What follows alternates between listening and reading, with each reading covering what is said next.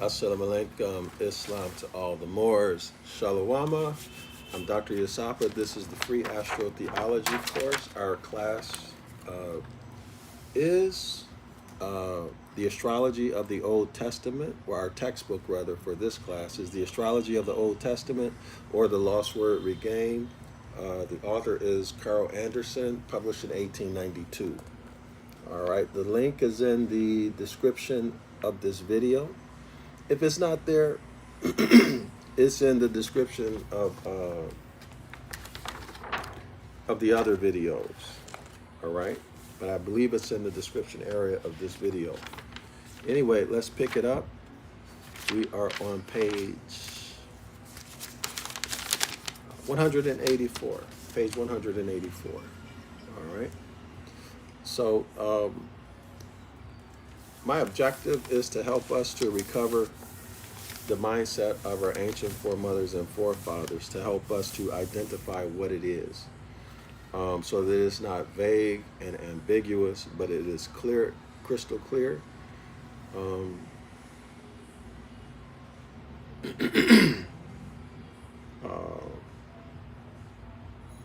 So that would involve, or that is rather, the Hermetic Laws. The Hermetic Laws or principles and natural phenomena. Okay, natural phenomena. Nature and at the level of consciousness, the natural law affecting consciousness, the mindset of our ancient foremothers and forefathers is to do no harm. And if you look at the 5 greatest principles of the universe, love, truth, peace, freedom, and justice, you'll find that do no harm, don't injure anyone,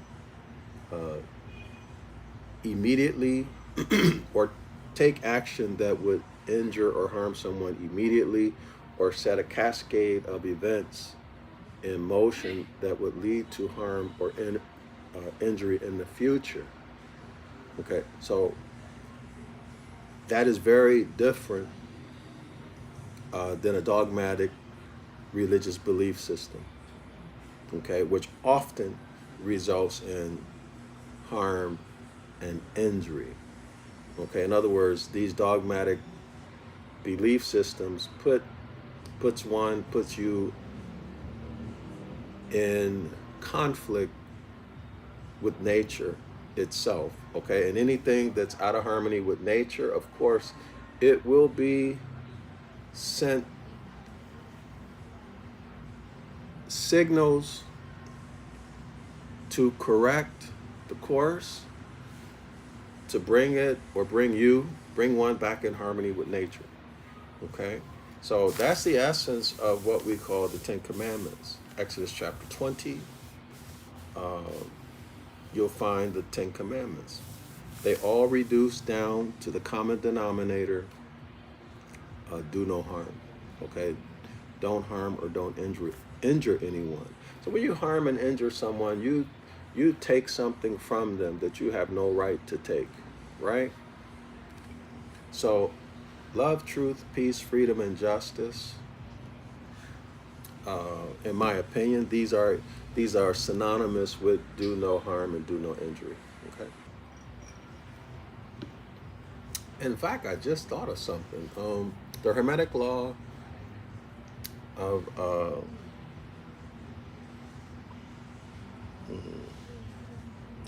I'm trying to remember specifically which one it is. This thought just came to my mind. The Hermetic Law that governs probabilities, for some reason not coming to my mind anymore, that governs probabilities. Well, let me leave it at that. So let's get started. I'll talk about it later. It'll come to me. When it comes to me, I'll talk about it. All right, so page 184. Let's pick it up. So we're on Taurus, the last paragraph of page 184. So Taurus, the first sign commencing at 30 degrees from Aries and extending 30 degrees.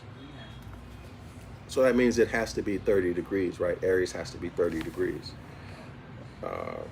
signifying the neck of a man, made from the whiskers or lower part of the face to the extreme lower part of the throat. Thus, Taurus, as part of the plate annexed, is an earthly, cold, dry, melancholy, domestic, feminine, fixed, nocturnal, bestial, southern sign of the earthly triplicity.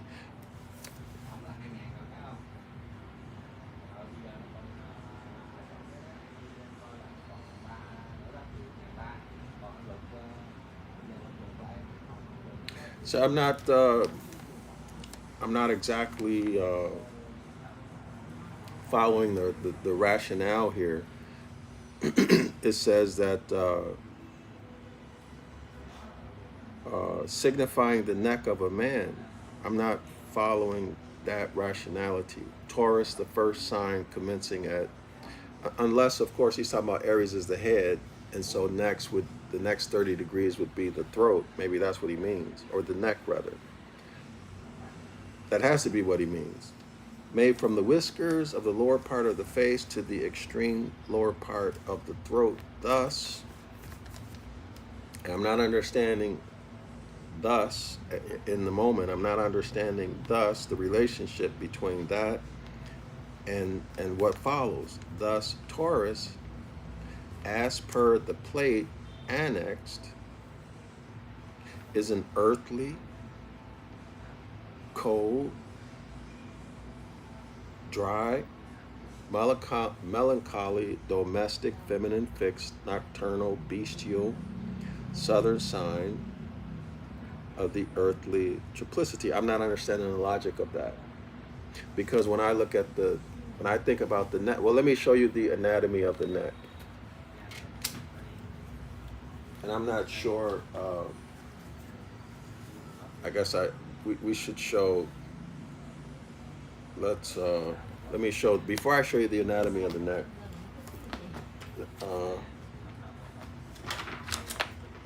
let's see if we can find so I'm going into The Clock of Destiny by C.M. Bay, Volume 1, on page, one second, y'all. So on page 22, let me show you the title. So you can download The Clock of Destiny on enforcetheconstitution.org. That's where I got my copy. Print it so you can write your margin notes and study it properly. You won't wear yourself out. Studying PDFs will wear yourself out and eventually burn your eyes out, all right? So this is Clock of Destiny, Volume 1, by C.M. Bay. So let's go to page 22.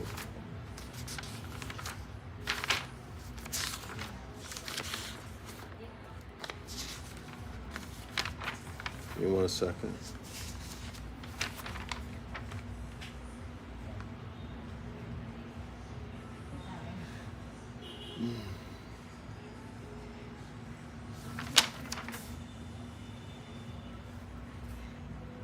So we're going to deal with two. So take a look at this on page 22. I'm going to read the paragraph right above the subheading. The interpretation of the sun in the 12 signs. So now we're looking at the interpretation of the SUN sun in the 12 signs of the Zodiac. Will also help. The interpretation of the SUN sun in the 12 signs will also help you well understand yourself and friends according to the sign under which you and they were born. So this is dealing with personality, phenotype, etc. This scientific process of the universal law of nature definitely grants first-hand knowledge of cause and effect. So that's one of the Hermetic laws. Let's look that up. Give me 1 second.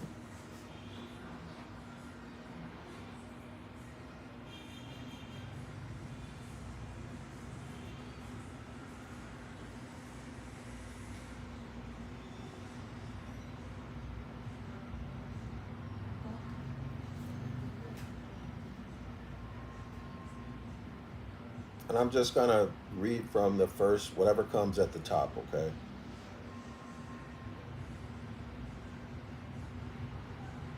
One moment.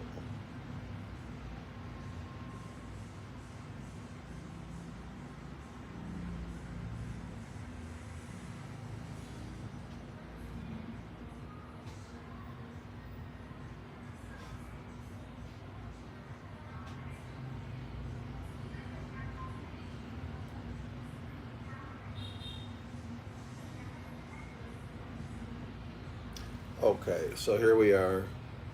What is this website?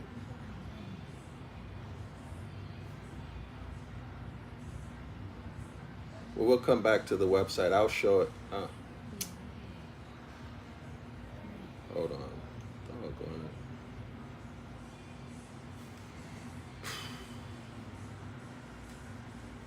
1 second, y'all. Mind Body Green.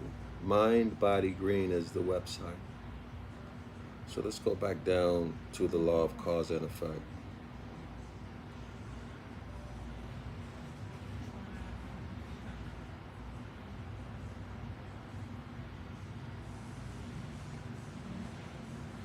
One moment.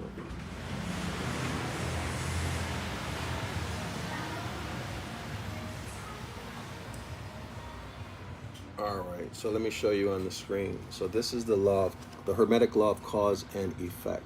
Does everyone see that? The principle of cause and effect.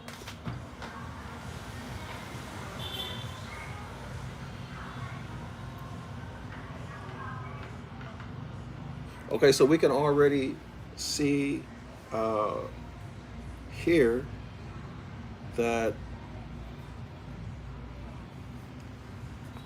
CMB is dealing with not just astrology, the physical, but also the Hermetic laws, even though he doesn't come right out and say it there. Okay? So the Clock of Destiny is dealing with the Hermetic laws. So let's take a look. The principle of cause and effect, quote unquote, every cause has its effect, every effect has its cause. Everything happens according to law. So he's telling you that cause and effect is a law.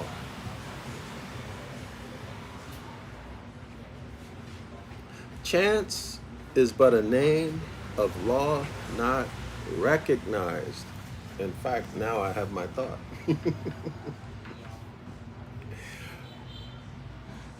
So to cause future harm, to do something that would lead to future harm or future injury, intentionally or unintentionally. So it will be unintentional if you are not aware of the natural law governing consciousness, which is to do no harm or do no injury. And isn't it interesting that that in order to bring a case against someone, there has to be an injured party? Does everyone see the connection?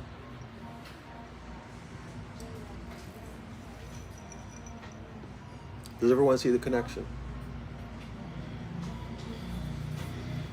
So you can't do something, you can't sit back and be the puppet master and take actions that would cause future injury or harm to someone else, but you're not directly involved. See, eventually you have to get corrected. So what do we see? The practice, what's being practiced to push that corrective action out into the future? Well, they get you to consent. They get you to consent to it, all right, in one shape or form or another. For example, what we see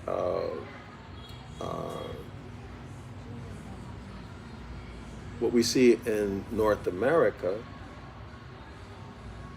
jurisdiction is obtained over autochthonous Moors through contracts, and they're not even contracts. Okay, they're commercial agreements, so on and so forth.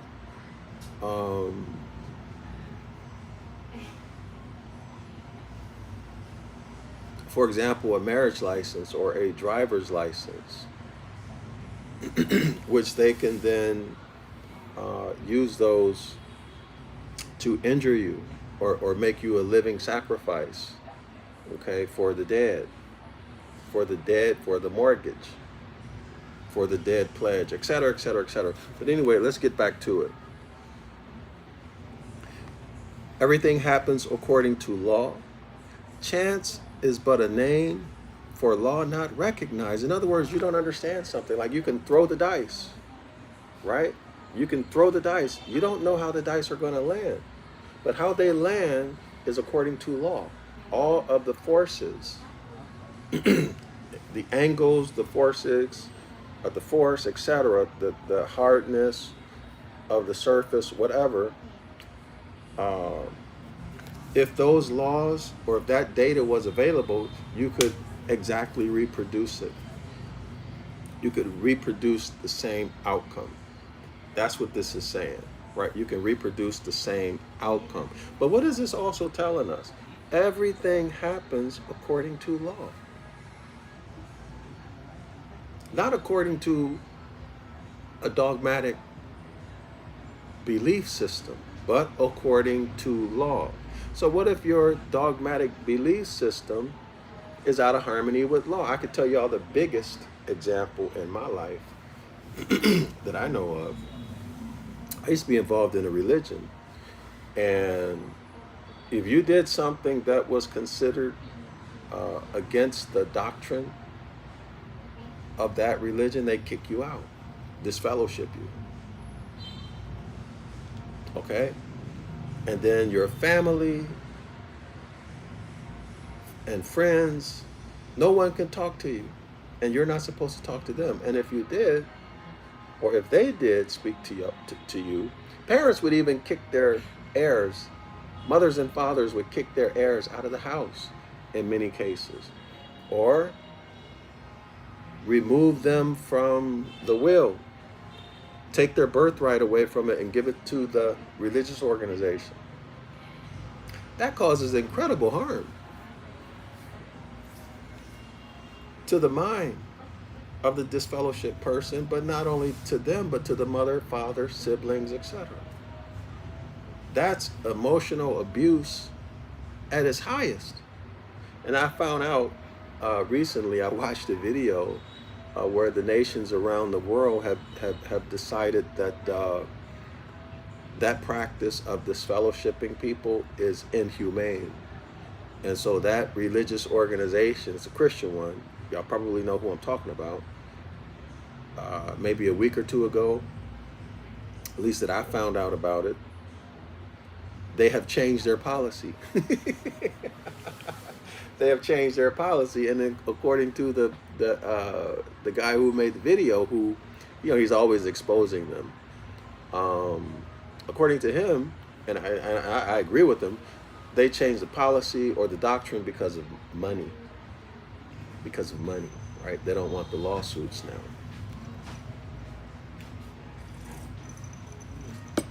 Okay, so if you are a mother, father, sibling, and you follow that dogmatic belief, you've harmed your heir, let alone harming yourself and your other heirs, and you've harmed the community. Where I know of situations where people have lost their mind. Young people have lost their mind because they couldn't deal with the ostracism. They're out with no way to support themselves on the street, living in other people's houses and things like this.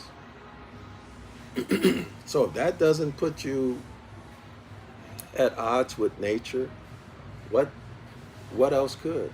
But that's just one extreme example. Okay? It goes on to say there are many planes of causation, but nothing escapes the law. No matter how good your intentions are, no matter how much you believe that you're following that doctrine that's out of harmony with nature, that's injuring and harming yourself, your community, your family, so on and so forth, nothing escapes the law. Okay? So this might sound reminiscent of ignorance. Ignorance is no excuse for the law. Okay? All right? So that's coming from the Kabbalion by the three initiates. All right? So y'all can get that. You can get the book, the PDF, free online, or you can get the audio book on YouTube and study it. Okay? Everything, it continues, everything is connected through the principle of cause and effect. For each cause of one thing is merely the effect of something else going back to the very beginning.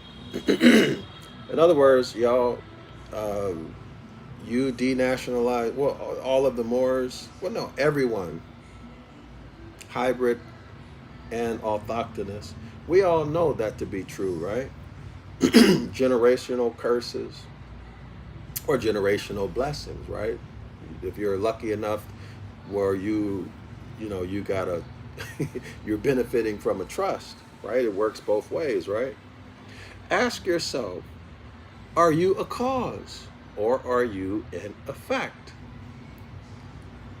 I would just throw in there in a specific situation. This principle is all about acknowledging the effects of our thoughts and behavior, okay?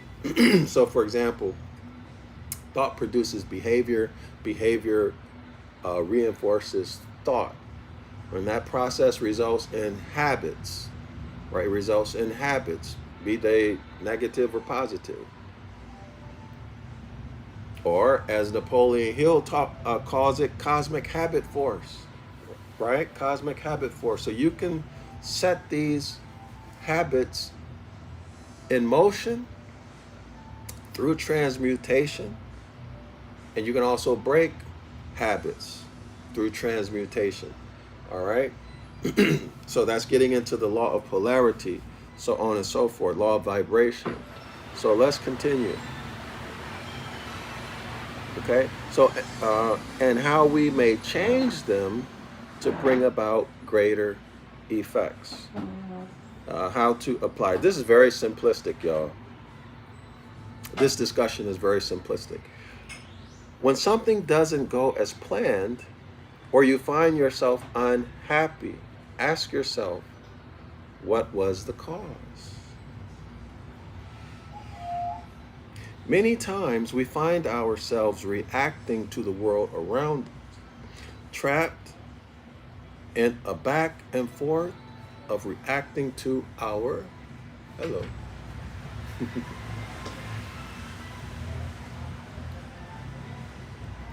Reacting to our circumstances rather than forging our own path. When we take action to get the effect we want, we move from feeling like a victim to feeling empowered. So that's very, very, very generic. Okay, it would be better to specify that when you act in such a way, when you make decisions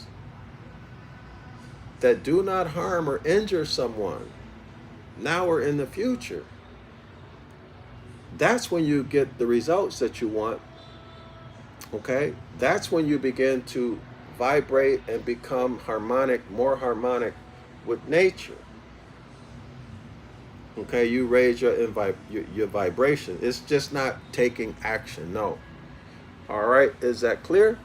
Okay, so let's continue. So we're focusing now on, we're still on Taurus and the neck. But let's see what CM Bay has to say about Aries. Now, this is coming from the interpretation of the SUN sun and the 12 signs of the zodiac.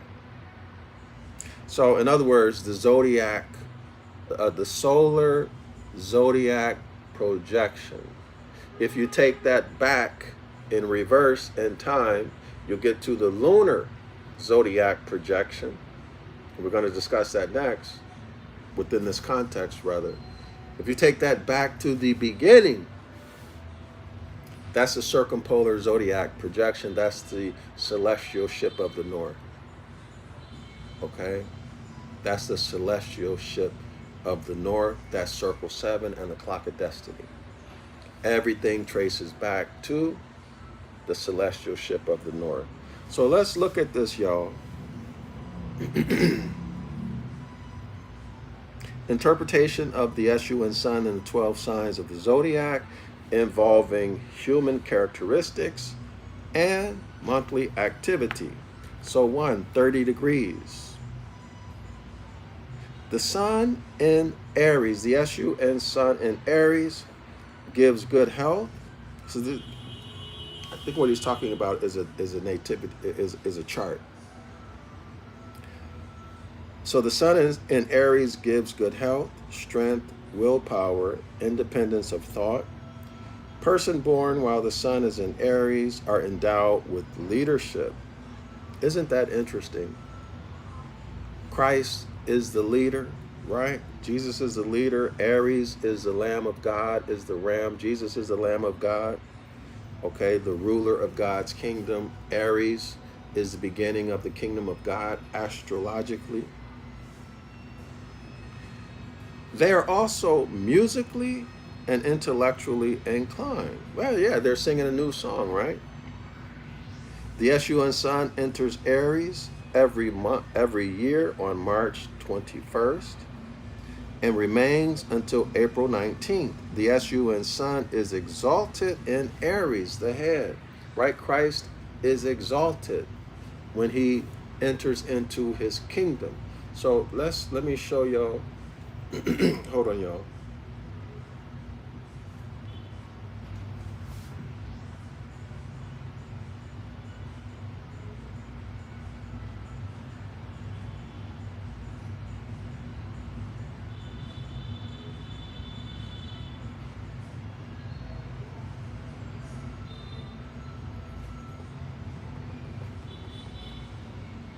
One second.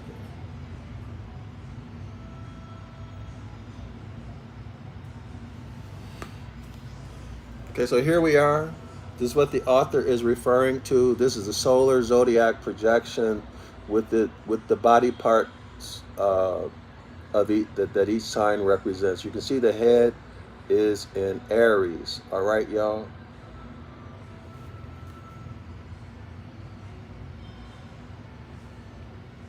Let me see if I can find a better one. That's a little bit blurry. Let's see if we can find a better one.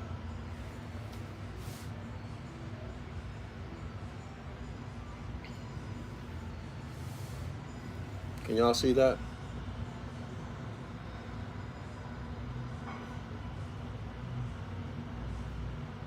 So you see at the head it says Aries.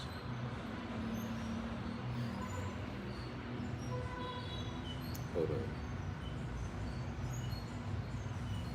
There we are.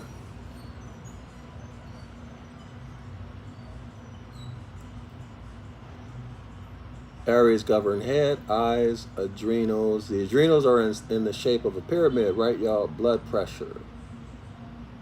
Okay, so hold on.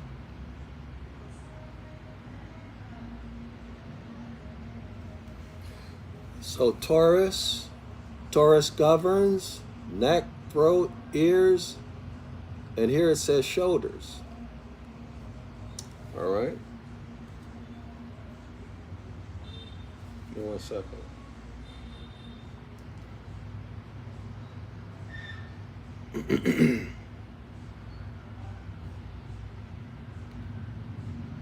Okay, so let's go to Taurus. So Aries is the first, Taurus is the second. So 60 degrees.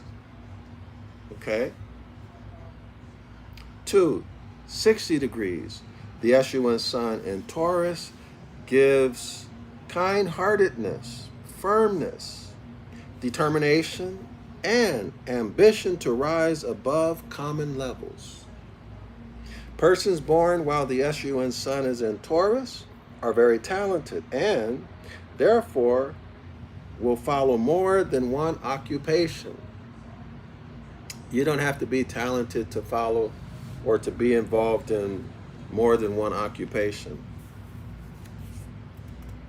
They usually gain in money or property through relatives. I disagree with this totally, because property by nature is supposed to pass from one generation to the next. Okay? That's the original. In other words, the heir is supposed to get the property. The heir is supposed to get the property.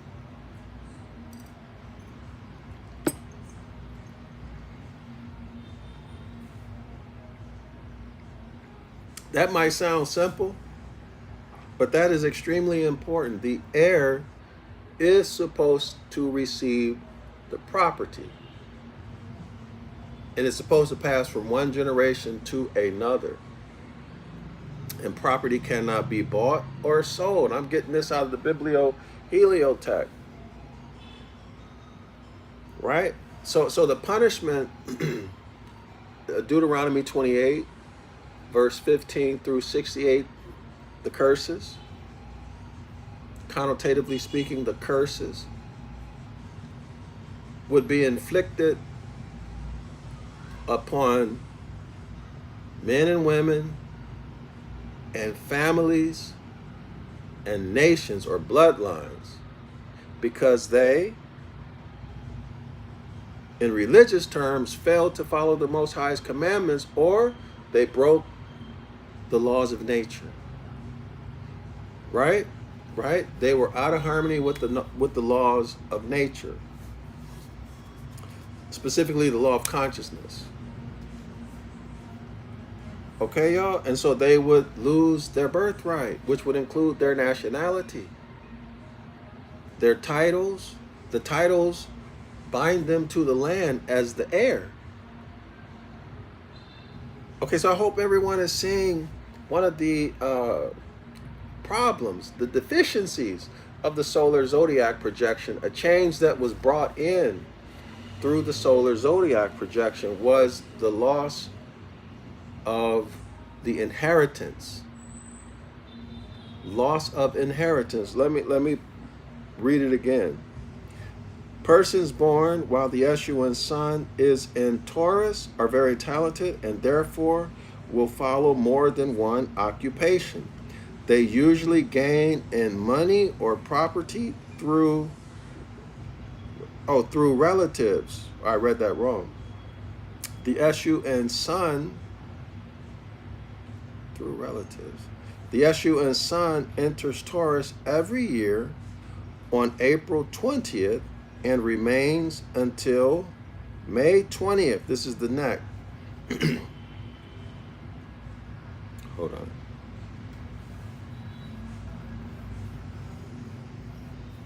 Okay, so in every case, whatever you gain is supposed to be through inheritance, right? Because remember, land cannot be bought and it cannot be sold, right?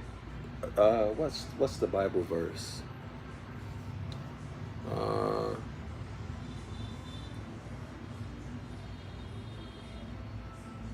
You can only sell the harvest, the number of harvests to the Jubilee, but you cannot sell the land, right? You cannot sell the land. The land belongs to the family, and at the 50th year at the Jubilee, all public debts are to be forgiven, and the land itself reverts back to the family that it rightfully belongs to. In other words, whoever, whichever family has that land as their inheritance, they get it back. Okay? Hold on, y'all.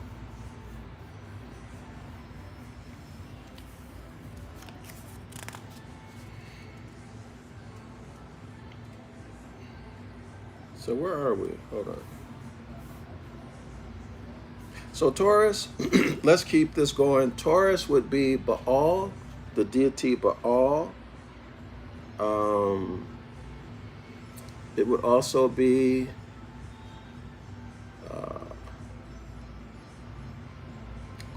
Apis, Osirapis, which is Apis. This is Taurus, the bull.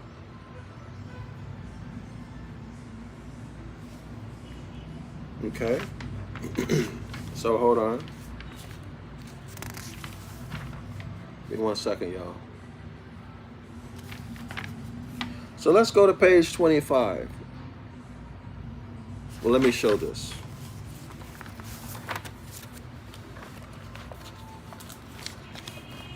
So we looked at 1 and 2 for Taurus.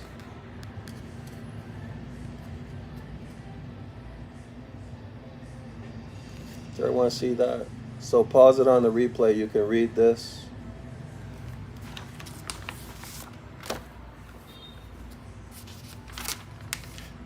So let's go to page 25 now. Still in the Clock of Destiny. So page 25, the intellectual zodiac. This is very interesting, right? The interpretation of the moon. The interpretation of the moon in the 12 signs. And then it continues to read, take time out, study for yourselves. So on page 22nd, the subheading is interpretation of the SUN sun in the 12 signs of the zodiac involving human characteristics and monthly activities. Y'all see the difference?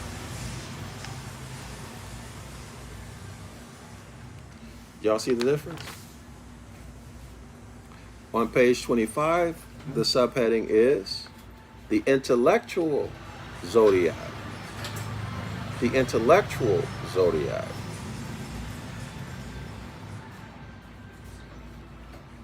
Let's make the distinction.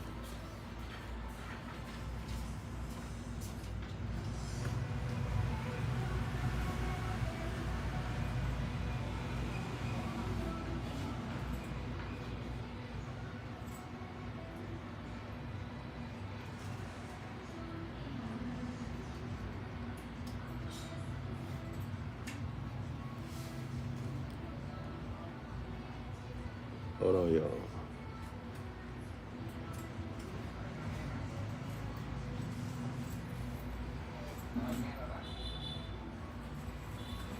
Give me 1 second.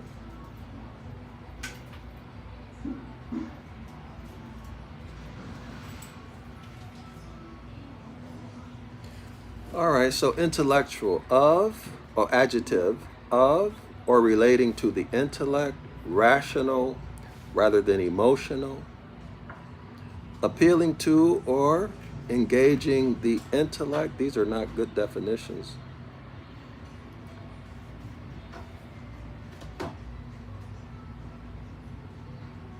You know, they have so dumbed down people. When I was younger, you were taught, I mean, this is like in 2nd grade, you do not define a word using the word itself.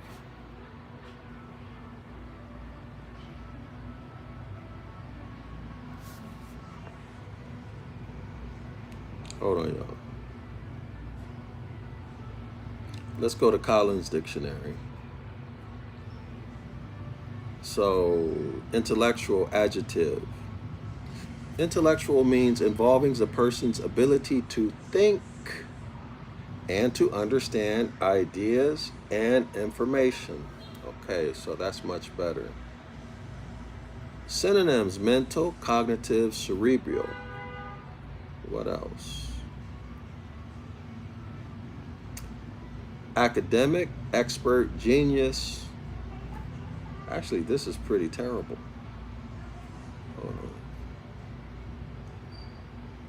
That's why, you know, you really have to have hard copies of dictionaries, and I think the older the better. So this is, where are we? Oxford's Learner Dictionary.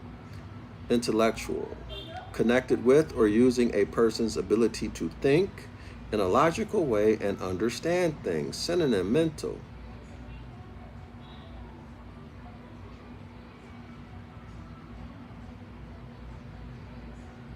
Okay, 2.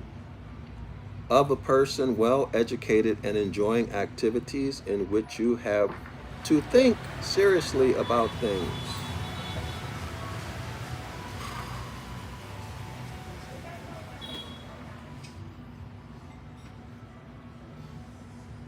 Nearby words, integrity. This is terrible. So let's go to the etymology.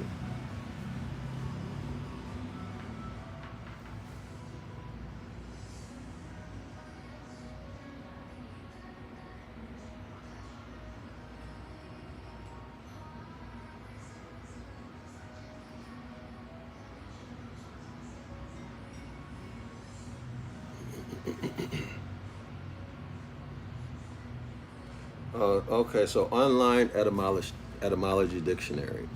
Okay, late intellectual adjective, late 14th century, quote unquote, grasped by the understanding, end quote. Rather than by the senses. Rather than by the senses. That's a much more precise definition. From Old French, intellectual L, wow, it has the L suffix. Y'all see that? It has the L suffix. 13th century. All right. And directly from Latin, intellectualis, quote unquote, relating to the understanding. From intellectus, discernment, understanding. All right, it continues. Noun, noun, use of past participle of intellectri, to understand, discern. Sense, quote unquote, sense of, characterized by a high degree of intellect, is from 1819, meaning, quote unquote, appealing to or engaging in the mental powers, is from 1834. Intellectual property, so let's skip that. Adjective formations in the sense, quote unquote, of or pertaining to the intellect. All right. Intellectual noun, as a noun, 1590s, quote unquote, mind, intellect, intellectual powers. The meaning of an intellectual person is attested from the 1650s, but was hardly used in that sense in the 19th century. And the modern use in this sense seems to be a recoinage from around 1906, related to intellectuals. Hold on. Okay, so now let's look at intelligence, noun, late 14th century, quote unquote, the highest faculty of mind, capacity for comprehending general truths, around 1400. Faculty of understanding, comprehension. Okay, so I like these better. All right. So we can reduce this down, or reduce it down to the law of mentalism. All right, so now we understand the difference between the S-U-N sun in the 12 signs and the moon in the 12 signs, all right? And it's very interesting because when you study the moon has a different meaning in astrology now than it had during the lunar zodiac projection and then the circumpolar zodiac projection. All right, y'all. So how did it get the different meaning? Because the editors changed it. That's why. All right. So the author continues on page 29. This is the paragraph. Bear in mind that the interpretation of the moon passing through the 12 signs of the zodiac applies to daily activities as well as birth. The interpretation of the moon in each sign is also as important to woman as the interpretation of the SUN sign.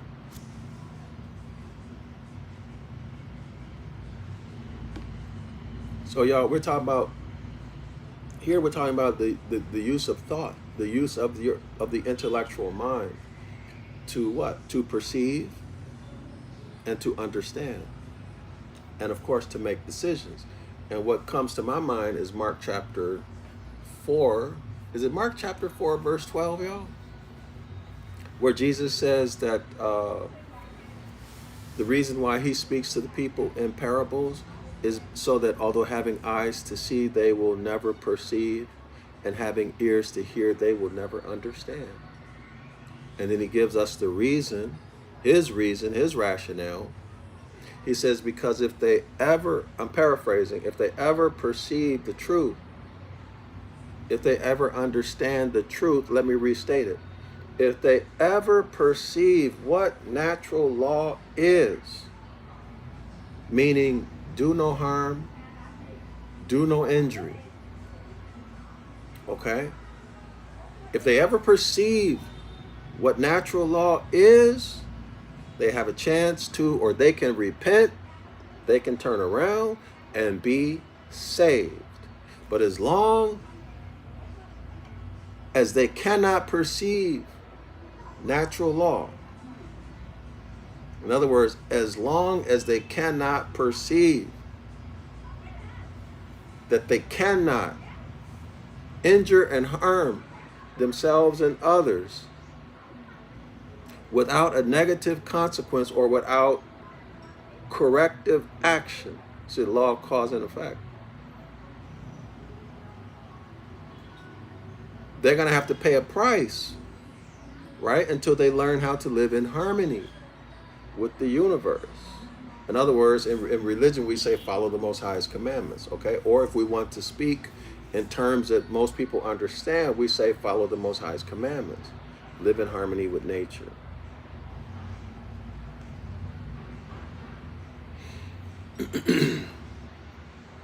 Okay?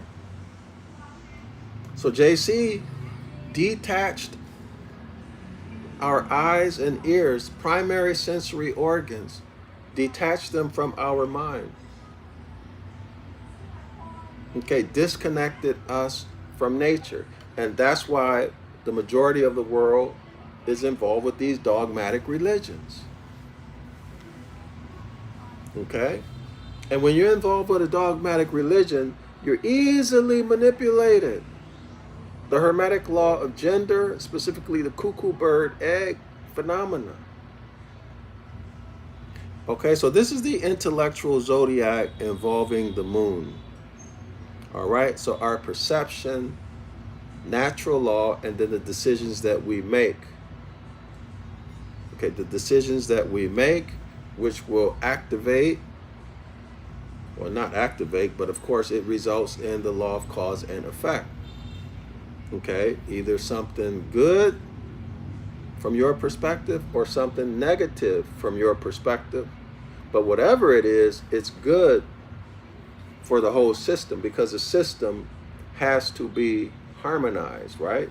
And if you're resistant, as the book of the law says in the curses, right? You're going to be hit with curses. You're going to be hit with curses, all right? And possibly a short lifespan or a sickly lifespan, right? Deuteronomy 28:14 through 68, Exodus chapter 20, verse 12. Right? All right, so the interpretation of the moon in each sign is also as important to woman as the interpretation of the Escheat and sun in each sign. So let's just go over the head and then the neck.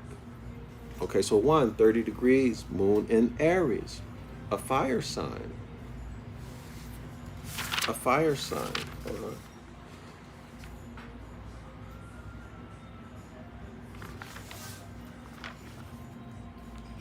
At the time of birth,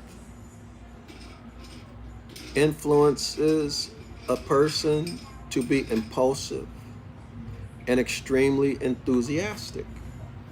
Well, if impulsive and extremely enthusiastic doesn't affect your decision making in a negative way, I don't know what else does.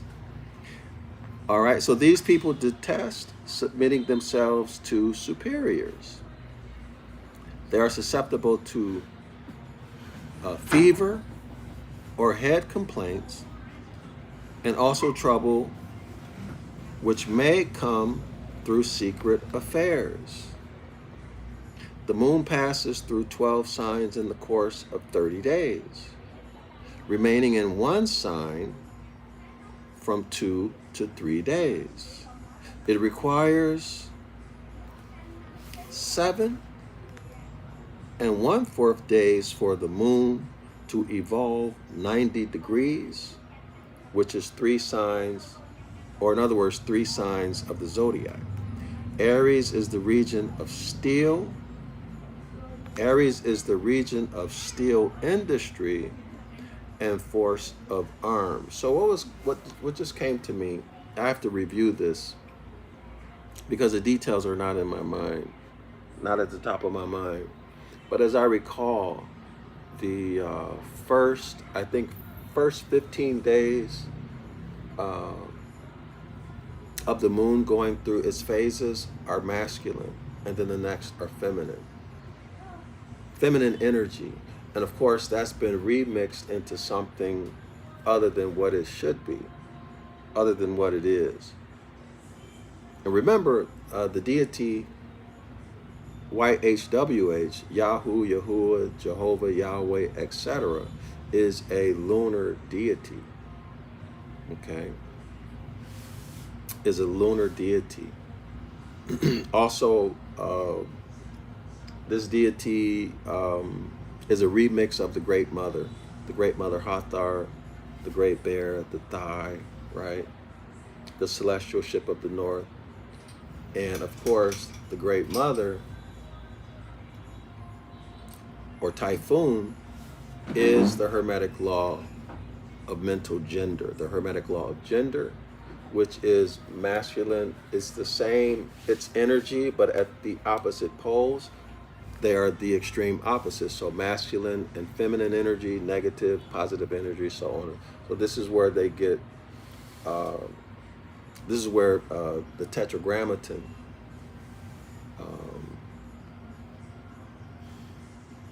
is said to be both negative and positive, or masculine and feminine, you know, in its representation as the moon.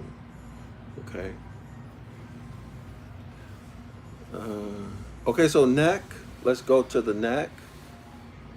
First fixed angle, mid-spring. So 60 degrees, moon in Taurus, an earth sign. Okay, so the moon in Aries is a fire sign. The moon in Taurus is an earth sign. At the time of birth, gives a person a quiet disposition, determination, and ambition to excel in all undertakings. Well, with that type of state of mind, a person is going to make much better decisions, right? His perception is going to be more accurate. Thought process better. They're usually interested in music, painting, and romance. The moon is exalted in Taurus. Taurus is the region of agriculture, also the monetary or banking system, arts, and science. Wow. So Taurus, y'all, is a region of agriculture, also the monetary or banking system, arts, and science. Wow.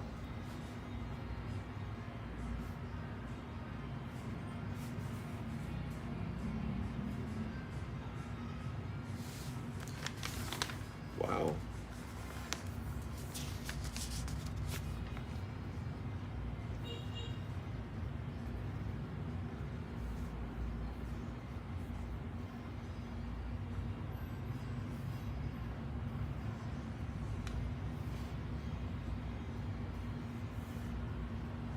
One second, y'all.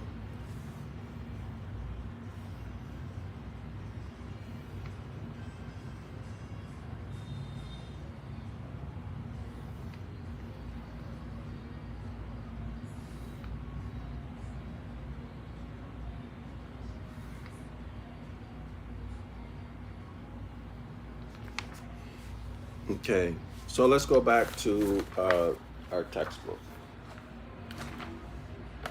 Let me put.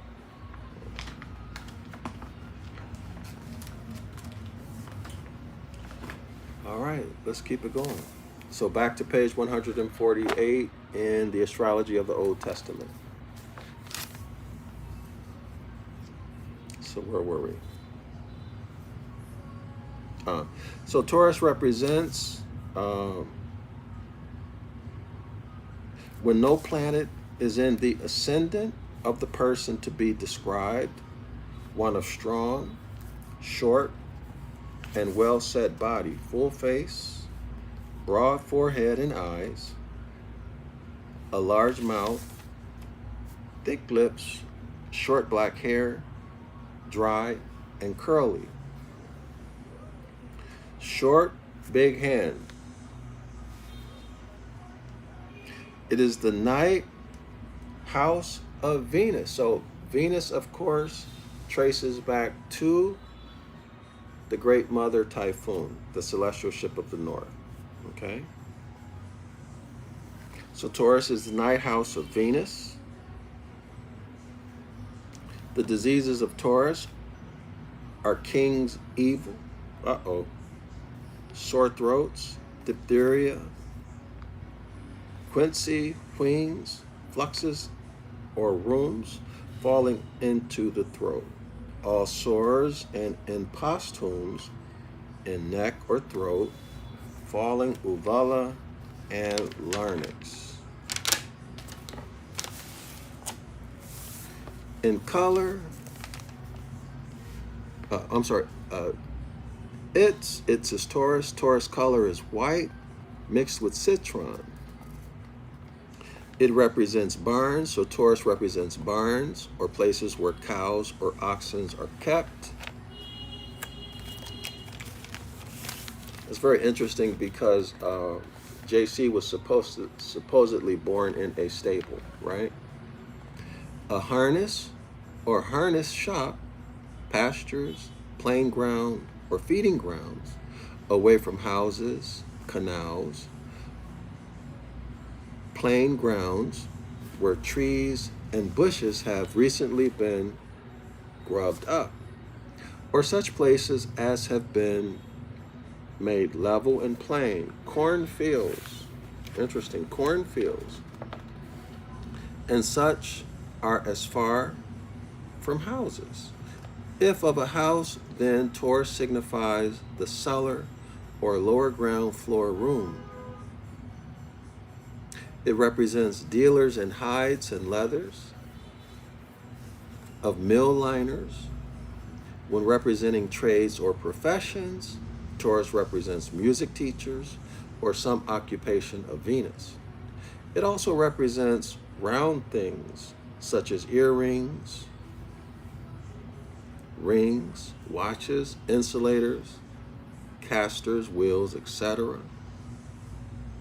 Canes and sticks, bonnets, hats, etc. The persons whose Lord is in this sign is stubborn and tenacious of opinion, and as tenacious as a bull. This sign rising in a female geniture and Venus, well dignified, signifies one with a lovely neck and, in fact, lovely persons, for it is the strong house of Venus. Y'all ever heard that the Western standard of beauty is a woman with a long neck? Associating that with Venus. Associating that with, so Venus and of course, Virgo, right? Well, you can take that further, Cassiopeia too.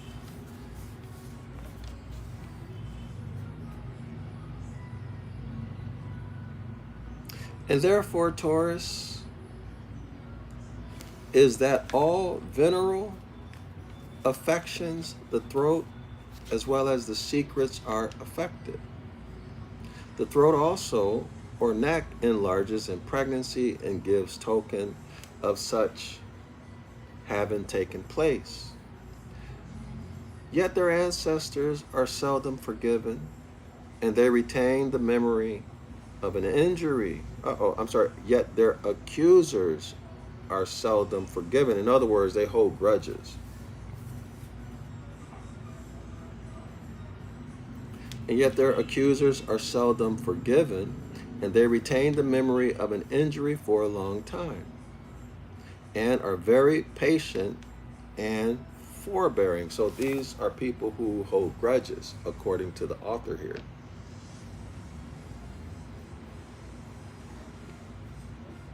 Now that's very negative. That's a very negative characteristic, to hold a grudge. Let's look up. Where's my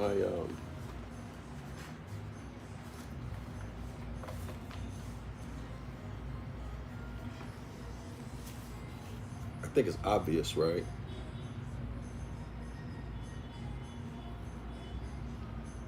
But let's look it up anyway.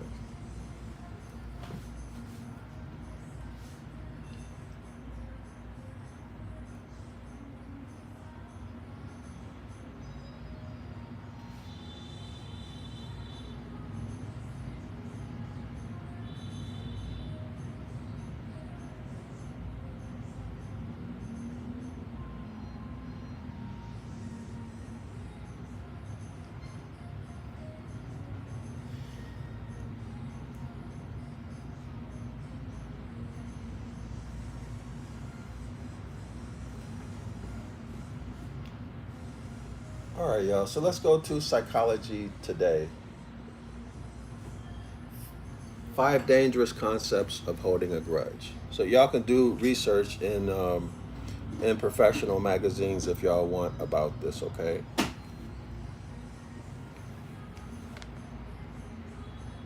Key points: unprocessed hurt. So grudge is unprocessed hurt, is frequently the driving force behind a grudge. Grudges can lead to physical problems such as high blood pressure and increased mental health issues.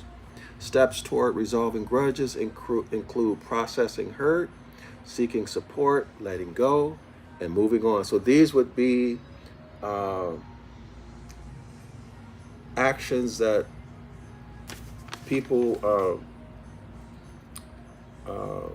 in. Hold on.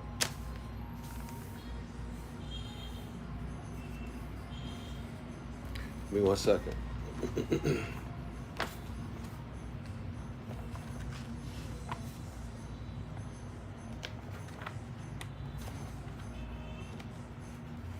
One second, y'all.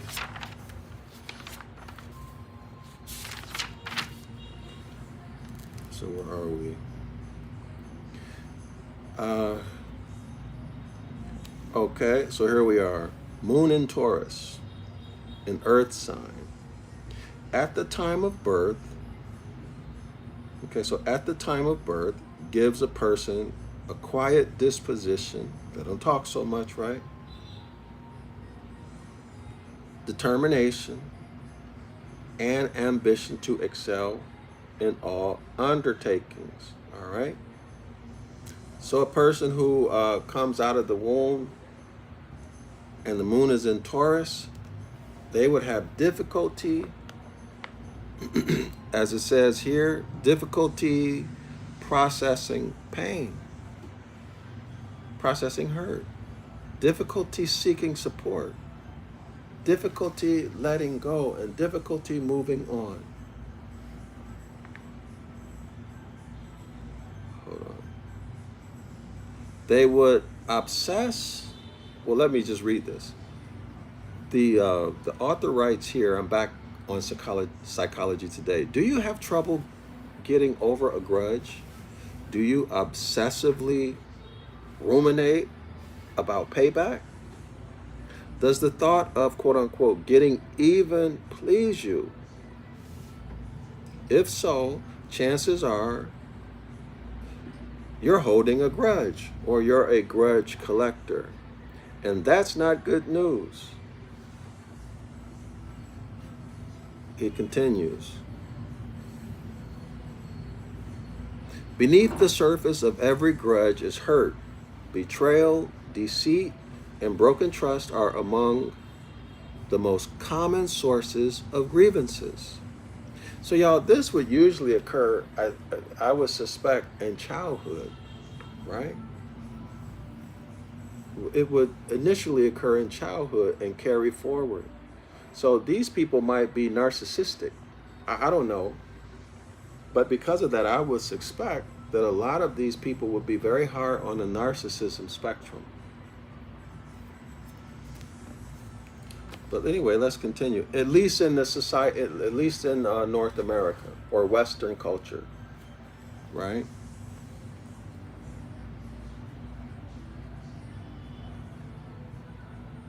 The driving force behind a grudge, rather than deal with uncomfortable feelings such as sadness, shame, or defeat, people frequently rush past the vulnerability of hurt and turn to blame for relief.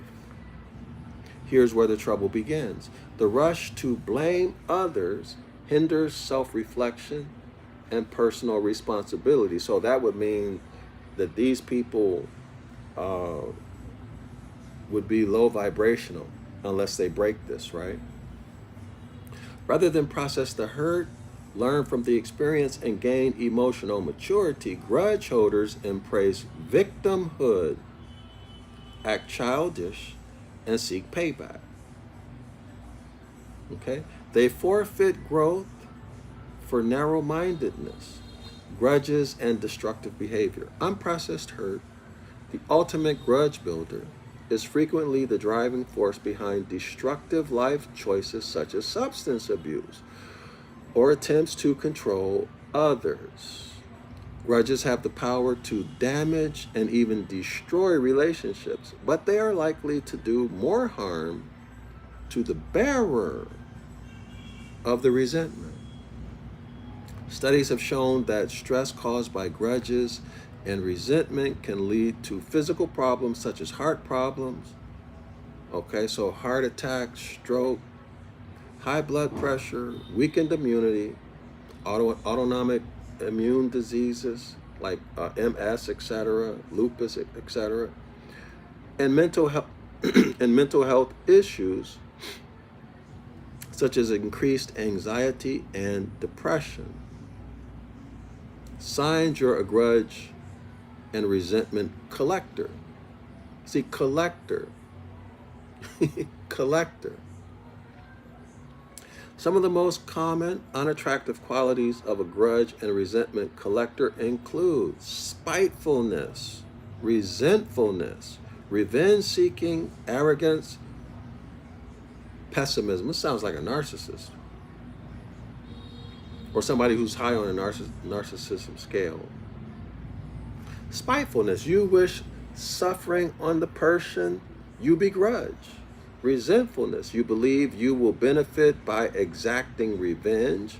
Revenge seeking, rumination, obsession, and revenge fantasies dominate your thoughts. Arrogance.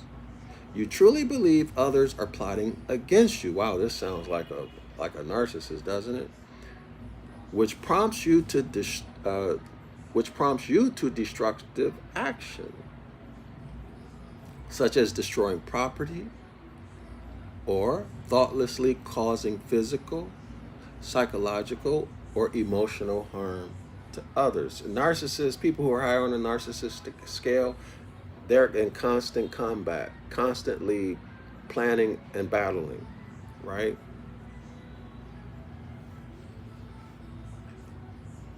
Pessimism. You harbor resentment against many people, which warps your personality, causing you to become a promoter of cynicism. I found this stuff to be true, y'all, in my own life experience with these people.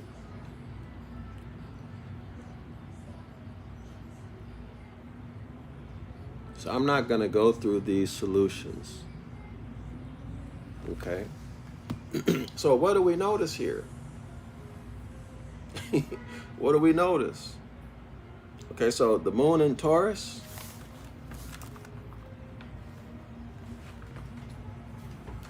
The neck.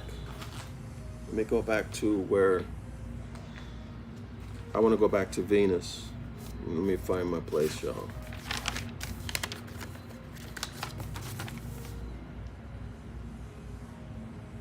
Hold on.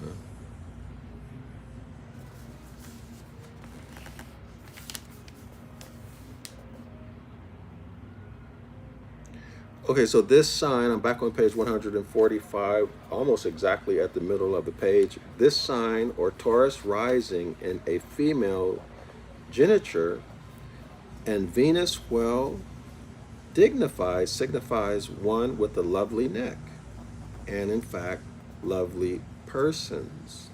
For it is the strong house of Venus. So Taurus is a strong house of Venus. Now remember, Venus traces back to the great mother Typhoon, or the great mother nature, the source of beginnings, right? The source of all beginnings and the source of time, the great bear. The circumpolar zodiac projection, the circle 7, and the clock of destiny. Okay, so what are we seeing here? Is being spoken of in a very negative way. Do y'all see it? So the author of I don't know if it, I don't remember if it's the author in the Celestial Ship of the North, or if I got this from someplace else. Maybe, you know, it may be from Gerald Macy, who says that the devils of today, the devils and demons of today, were the gods, the good gods, during the time of the Sabian Moors, or in other words, during the time where the earth, everyone was at peace on earth. It was a global brotherhood. When everyone lived their lives according to the Hermetic Laws, nature and natural phenomena, and of course, the natural law governing consciousness, which is to do no injury or harm. Okay, so this would be the time when the mindset of the people was the circumpolar zodiac projection. All right, the circumpolar zodiac projection, where we reckon time by the stars. In other words, we saw reality as it was, or as it is, rather. There was no death. There's no fear of death, right? Because we always come back.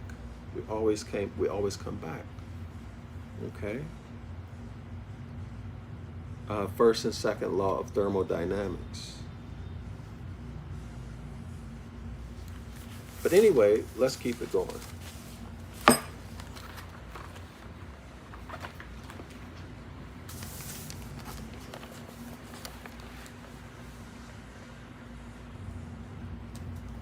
Yeah, I just thought about. So what's here in the throat? I mean, what's here in the neck? Our throat, our voice box, right? The voice box creates sounds from vibrations, right? Creates sound from vibrations. So in the beginning was the Word, and the Word was with God, and the Word was a God. Now, look at the, now we know that word, look at the title of the book, The Lost Word Regained. Okay, so when you trace that word back, as far as it will go, you come to learn that the Word of God is the Great Mother Typhoon in the circumpolar zodiac projection. All right, the Word of God is the Great Mother Typhoon, the celestial ship of the north. The Great Bear, the Thigh, Hathor, all of these different names refer to the Hermetic Law, or are used to represent the Hermetic Law of gender in its function of giving birth or reproducing, right? Or producing transformation of consciousness from one form into another. Okay, and then the Great Bear, of course, is where these beginnings are taking place. All right, which is the origin of all beginnings and time. So, and that's in the throat. The voice box is in the throat. Does everyone see it? It's in the throat. Okay, so my opinion, you know, somebody else might differ, but my opinion is that this is another instance of those who put the solar zodiac in place, and it was done through violence and through using public policy as a weapon against the Sabian Moors who maintained the mindset of their ancient foremothers and forefathers. This is another instance of them making what was good and pure evil and wicked. Okay? All right? So remember Taurus, it says here, Taurus rising in a female geniture, and Venus, well dignified, signifies one of lovely neck and in fact lovely persons. And here it is, and Taurus is the strong house of Venus. And therefore it is that in all venereal affections, the throat, voice boxes in the throat, as well as the secrets are affected. The throat also, or neck, enlarges in pregnancy and gives token of such having taken place. Yet, and here's the point, here's the other point, yet their accusers are seldom forgiven. So this is a person who holds grudges. And we just went through the mindset of a person who holds grudges. Okay, and they retain the memory of the injury for a long time and are very patient and forbearing. So when we, as we dug into this, scholars, we actually get an insight on what's actually being said here without being said. Okay, so let's continue. Page 85, last paragraph. Taurus rules over Ireland, Russia, Polonia, Persia, Parthia, Rethia. Taurus rules over the cities of Bologna, Lena, Mantua, Tarentum, Sicily, Novgorod, Parma, Nantes, Leipzig. It is a vernal means spring, sanguine, blood, hot, and moist sign. septentrional, fixed, bestial, right? Taurus the bull, bestial, and feminine. Wow, and feminine. And feminine. Venus joys in this sign.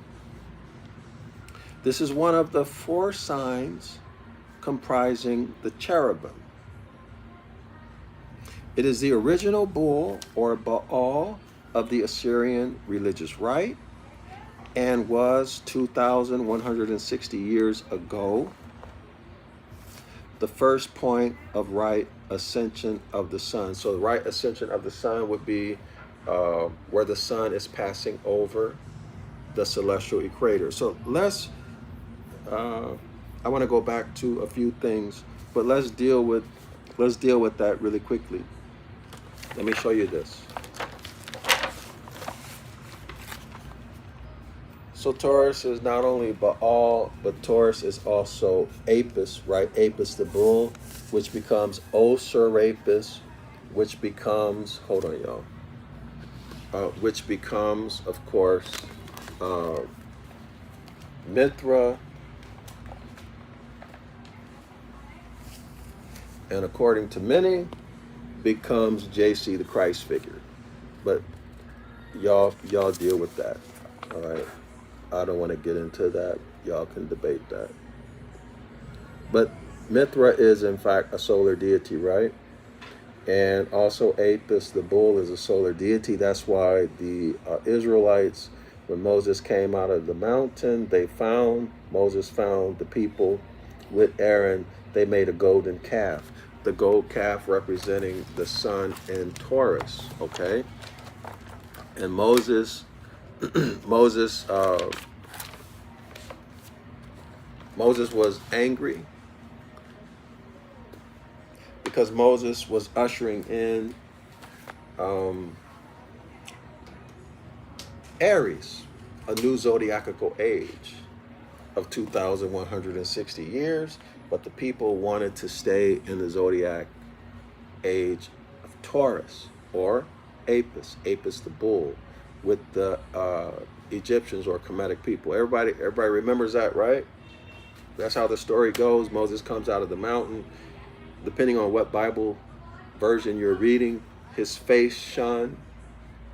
It was so bright you couldn't look at it. Other translations will say he came out with horns. Okay, so that word used there can be translated as horns or glory, shine, whatever.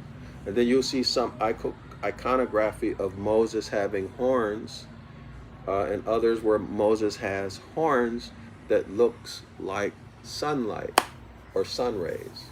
Okay, but anyway, the point is that's why the bull was made out of gold. All right, representing the sun in Taurus. And the people who write about this, the authors who write about it, will say that the Israelites wanted to stay in the old zodiac age, but the age was changing. So Moses brought them into the age of Aries the ram, hence the chauffeur and all of that, right? So next point. So here we have the Ta cross in ancient Ibaryath. The Greeks call it the Tau cross. Okay, so here, the sun at right ascension or the beginning of spring, the sun passing over the ecliptic 2,100 years ago, according to this author. This is Apis the bull, this is Taurus. Okay, the next point is Leo the lion. And this is very interesting. I'll talk about it within the next couple classes. But what we call Leo the lion, zodiac sign, that's not its original icon. It was not a lion. It was not a lion. It was changed. All right? It was changed. Now, so we have, again, Taurus the bull. This is the Ta cross, what the Greeks call Tau. In ancient Ibaryath is Ta. So Taurus, Leo the lion, and then there is Scorpio, which today is represented by a Scorpio. Back then it was an eagle. And then of course Aquarius, which is a man, a androgynous actually man. All right. You don't know which way he go. All right. So that's the Ta cross.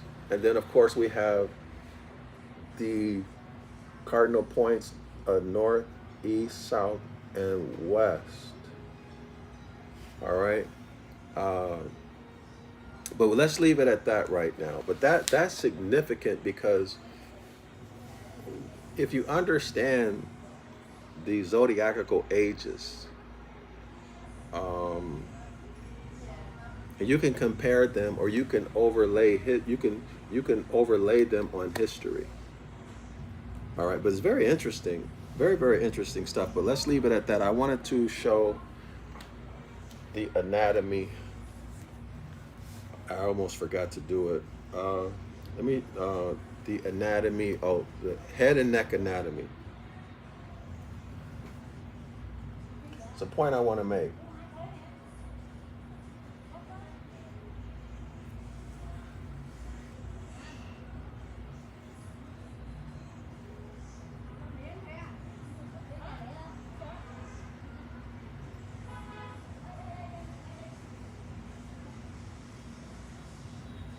Okay, first let's look at the muscles of the neck. Take a look at the muscles of the neck. This is the neck anatomy. You see all of those different muscles? Okay, and then you see the spinal cord. Or wait a minute, that's not the spine. Hold on. That's the larynx. Hold on. Let's start here. This is a better place. So this is the skeleton of the neck. Y'all take a look at the structures.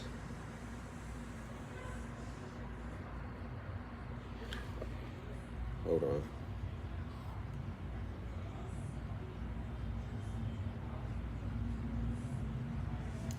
All right, so take a look at the structures in the front. You see the trachea, typhoid cartilage, the epiglottis, the hyphoid bone. Okay, now let's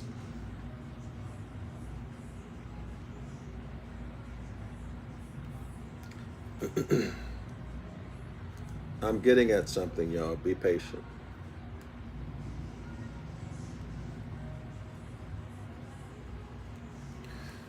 All right, so take a look here.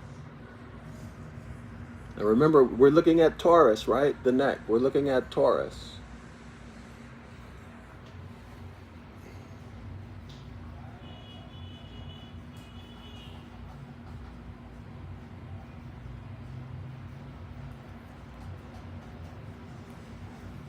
All right, so let's look at the anatomy closer. I hope y'all can see that. What I'm looking at is kind of blurry. So at the bottom, we see the trachea, the thyroid gland. Hold on.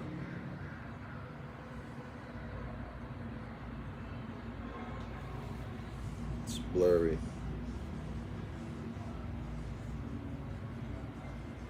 Hold on.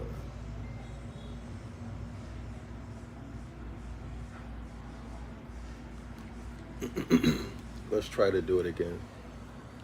Let's look at the muscles now. So let's start from the clavicle. Can y'all see that?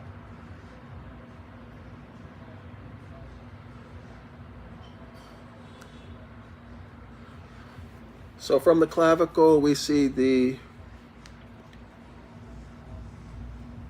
scalenus anterior, homaloid rather,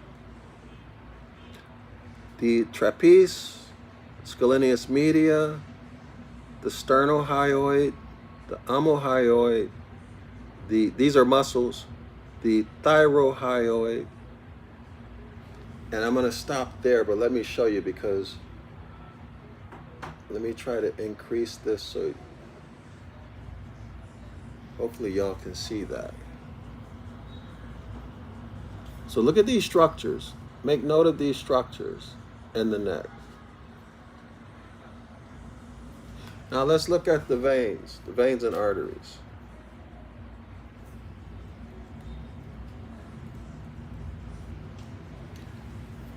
So the blue represent the veins, the red the arteries. Everything is the same temperature. Okay, y'all, so the neck is hot. That's my point. Look at the blood flow flowing in and out of the neck. So the neck is very hot. Look how thin the neck is. So the neck is hot, right? Hold on.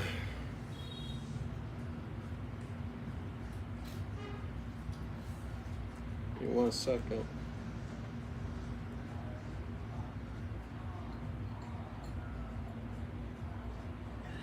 Ah, it's much better.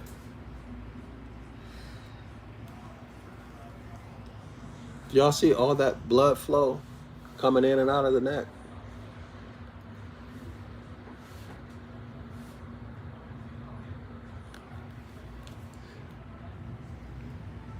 One moment.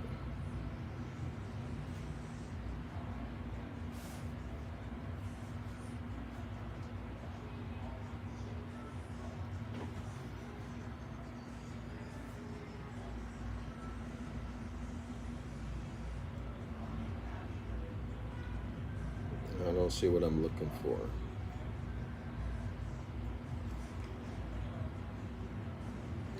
But anyway, let's go back to this description of Taurus.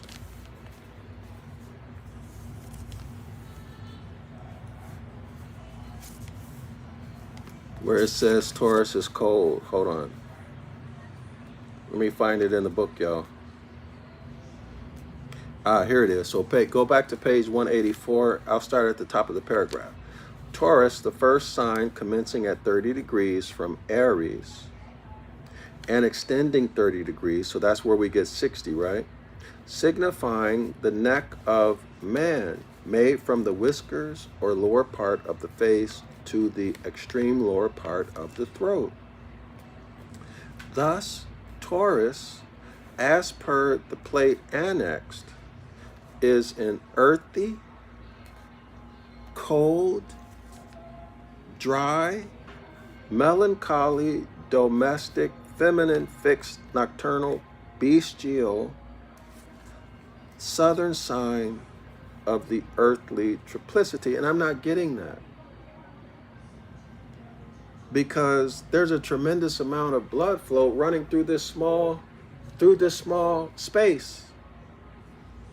So it's wet and it's hot. Y'all see my point? But here in the text, now, I of course, I don't know why. I'm not an expert on astrology. I'm just sharing my thoughts with y'all.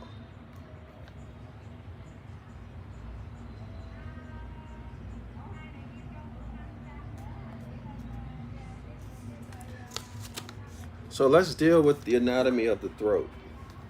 All right, let's deal with the anatomy of the throat.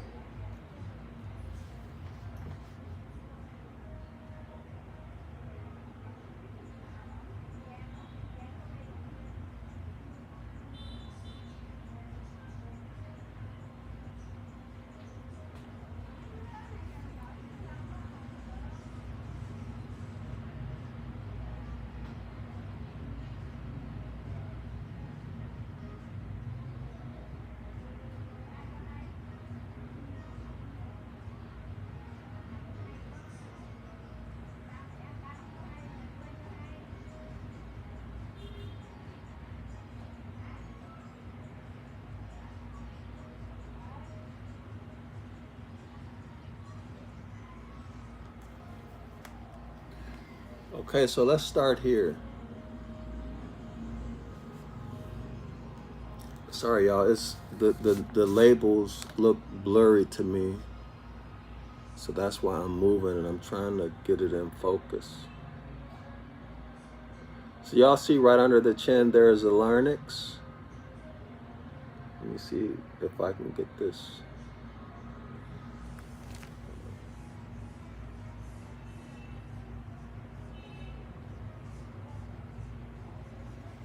Let's see if that's better. All right, that's much better. So y'all see the larynx going from the throat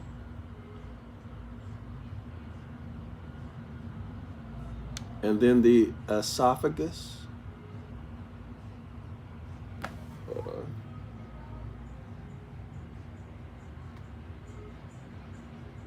on. I have to find a better image. So the back of the throat, the oropharynx, and then further down into the neck, the hypopharynx.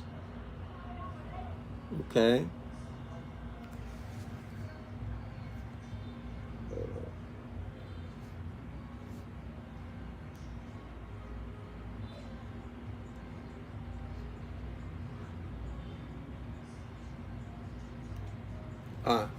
Okay, so here we are. Take a look at this image, y'all. So the tonsils, the epiglottis, the trachea, the vocal cords. Okay, the vocal cords. That's what I want to focus on, the vocal cords. So let's deal with this.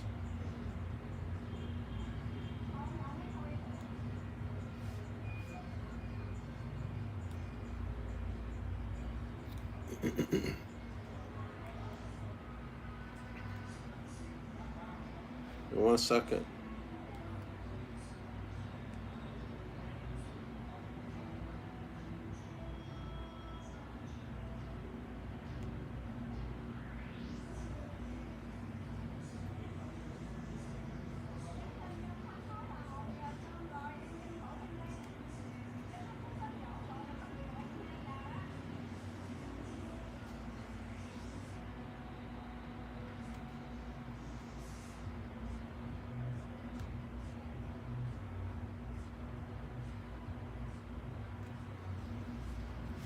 So here we are. Can y'all see that?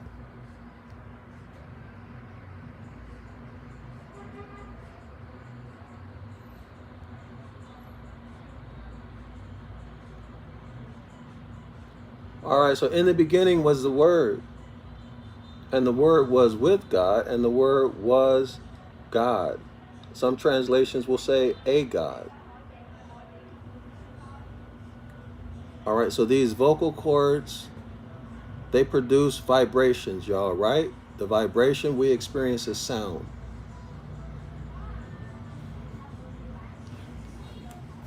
One second. So there is no word without the vibration, without the vocal cords. That's the point.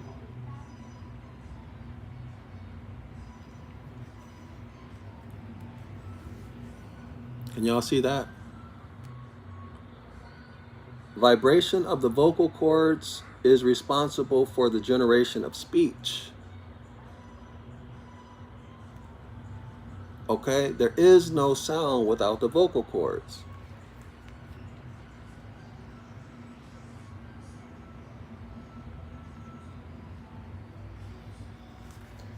Okay, so you can see that these are still pictures of the vocal cords in various positions. All right.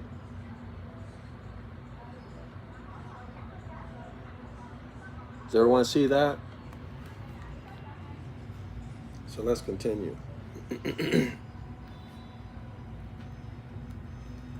Let's look at the anatomy.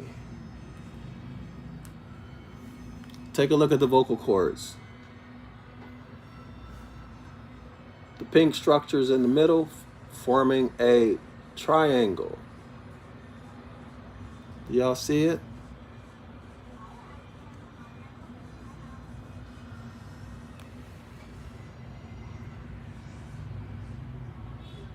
Hold on. The epiglottis in the front.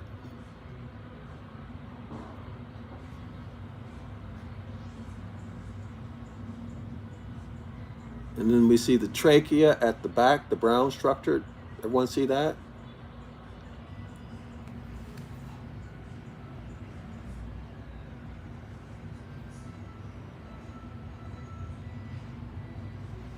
So the pink structures are the vocal folds, vocal cords, and then of course we see the glottis also in the back.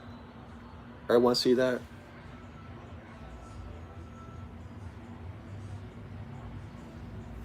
So these are the structures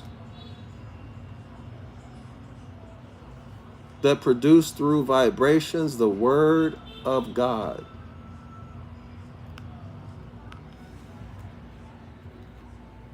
One second, y'all.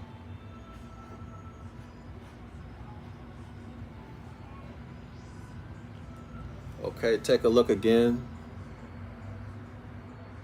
at the vocal cords. And you have some Christians and other religious people, they acknowledge this relationship or this phenomena because they say, speak it into existence, right? Claim it. What is it? Speak it, claim it, something like that. All right, so now let's go to, now, you have to remember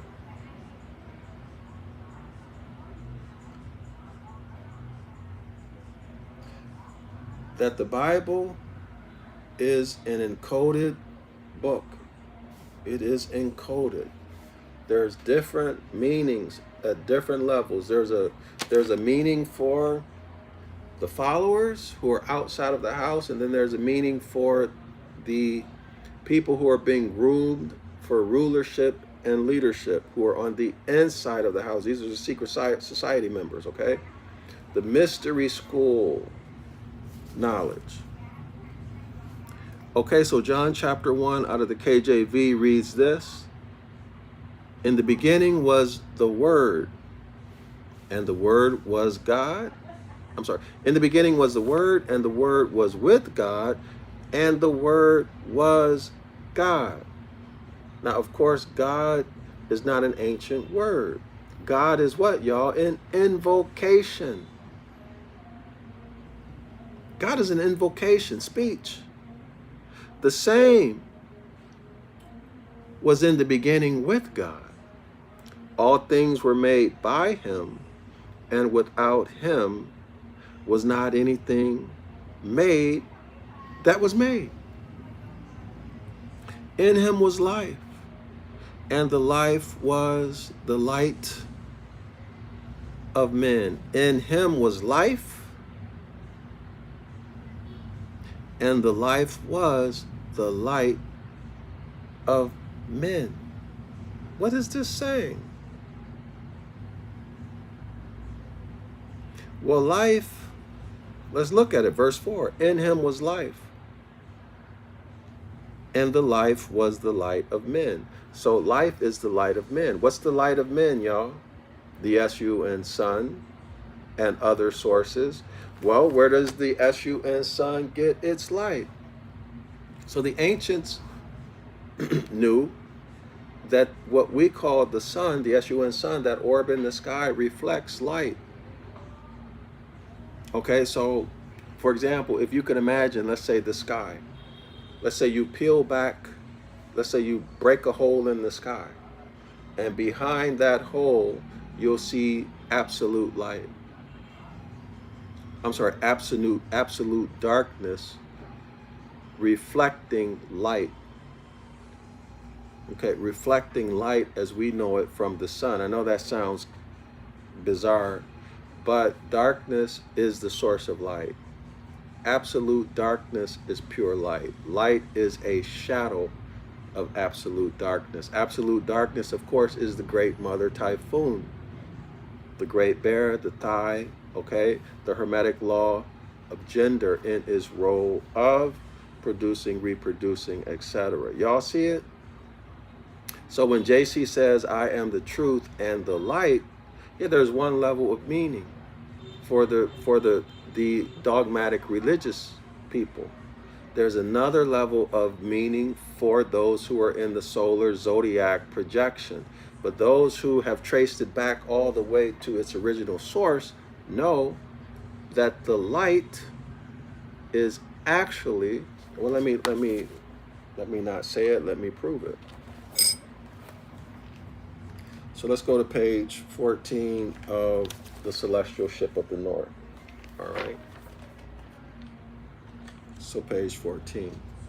In the footnote, footnote number 2, it says, the Egyptians symbolically named, quote unquote, God, the quote unquote ancient darkness. Of this darkness, H.P. Blavatsky writes, quote unquote, darkness is the root of light. Light is matter. Darkness is pure spirit. Darkness, metaphorically, is absolute light. Light is merely a mass of shadows, as it can never be eternal, and is simply an illusion or Maya. All right, y'all got that? Now let's go to page, I believe it's page 9.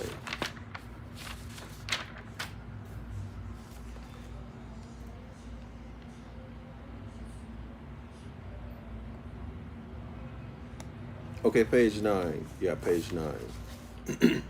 This is talking about the Great Mother Typhoon, Hathor, the Celestial Ship of the North, the Thigh, the Bear. Okay, the Great Bear.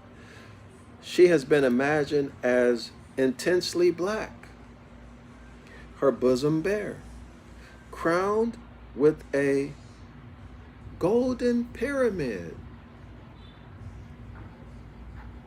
about which twined an immense serpent. Night and darkness belong to symbols to very great antiquity. In other words, ancient, extremely ancient, before the solar zodiac projection.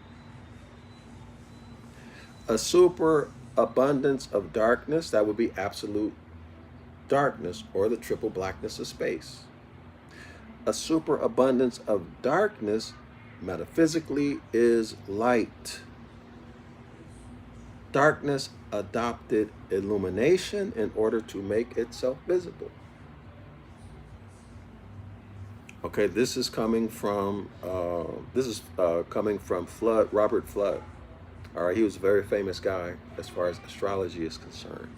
But let's take it back to the Kemites, the Egyptians.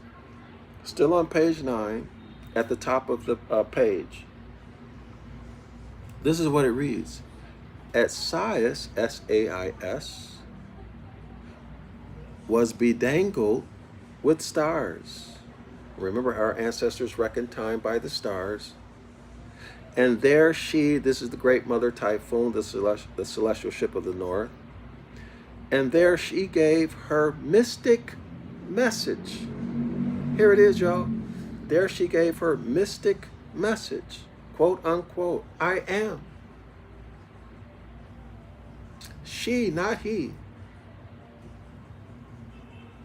She gave this message, I am. Make your correlation to Exodus chapter 3. I am all that is. I am all that have been. I am all that will forever be. And my veil no mortal has drawn aside. In other words, we'll come back to that. The fruit, listen, the fruit that I brought forth, I is Hathor, the Celestial Ship of the North, the Great Mother. The fruit that I brought forth was the S-U-N, sun. And this has been remixed or deified, anthropomorphized. In other words, this teaching tool, this lesson we just learned, was personified into religious history. But let me show y'all something else. Okay, so when JC says, I am the truth and the life, some Bible translators write, I am the truth, and the light. We see where it traces back to. Because remember, the SUN sun in religion, in all of the solar religions, there is a father, a son, and a mother, right? And the father and the son are one. In astrology, astrotheology, when you study it out, you learn that the SUN sun is indeed the father and the son, or in other words, the tetragrammaton. The tetragrammaton and the sun, right? Everybody realize that, right?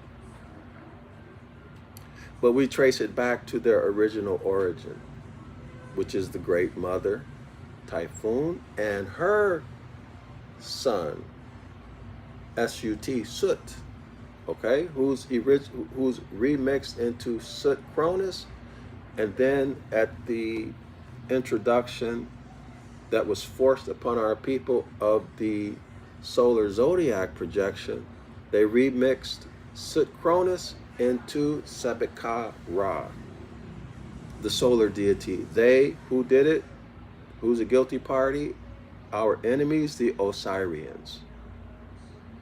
Okay, so this is the time when these teaching tools that our ancestors developed to pass the Hermetic laws, the laws governing natural phenomena, etc., and the law governing consciousness, which is to do no harm or injury, all of that was remixed into religious history. All right? Around 4000 to 4000 BCE, that's the time frame they said it happened. So let's take a look at this. Hold on, y'all.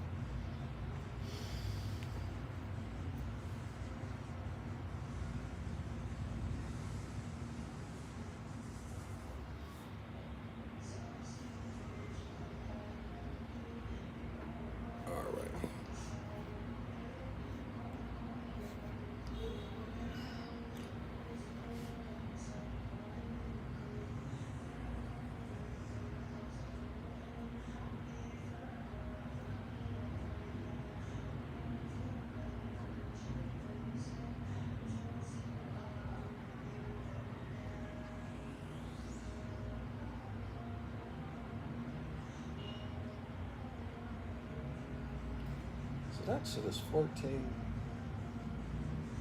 I forgot the Bible verse, y'all.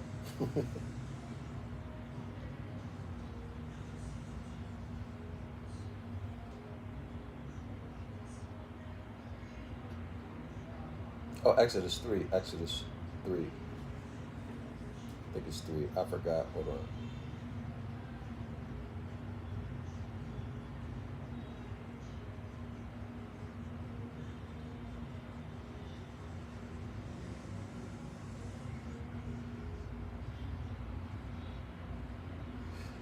Okay, so Exodus chapter 3, verse 14, quote unquote, God said to Moses, I am who I am. This is what you are to say to the Israelites, I am has sent me to you. So y'all see that is, if you look at the footnote, it says, or I will be what I will be. Okay, so y'all see that this is just a remix. It's a remix of what the great mother Hathor said, the celestial ship of the north. Remember her cryptic message? At Sais, she was bespangled with stars. Okay, because we reckon time by the stars. In other words, our reality was based upon what we actually experienced through our senses. And there she gave her mystic message, I am. And this is eons older than what we're reading in Exodus. Okay, this came before the solar zodiac projection, before there ever was a tetragrammaton. That's the point. Before there ever was a Yahoo, Yahweh, Jehovah, all of that. And here's the message again. I am all that is. I am all that has ever been. I am all that will forever be. Okay? That's remixed into Exodus chapter 3, verse 14. And God said unto Moses, I am who I am. There you have it, folks. This is what you are to say to the Israelites, quote unquote, I am has sent me to you. All right? Now, I don't care how anyone seeks to explain that. It still traces back to the Great Mother. The Great Mother, we're talking about femininity, right? The Great Mother, or the law of mental gender in its role of bringing forth. All right? Period. I forgot how we got on that topic. Oh, my point. This is my point. It is through the vocal cords that the word of God is made known. Who is you? Because we are thought made manifest from the soil. Thought is a function of the mind. Mentalism. Okay? And these are all good things. These are all good things. Okay? So I don't see any negativity coming from the throat before. So you have to remember that before the solar zodiac projection, on planet Earth, on Midgard, there was peace and harmony. A global brotherhood of peace and harmony. There were no mystery schools. This was common knowledge. Common knowledge. So there was no one speaking evil into existence. For eons, this didn't happen until the solar zodiac projection was forced on us. That's my point. I don't know if I made it clear, but that's what I'm trying to say. All right. So let's go back. We're on page 185, y'all.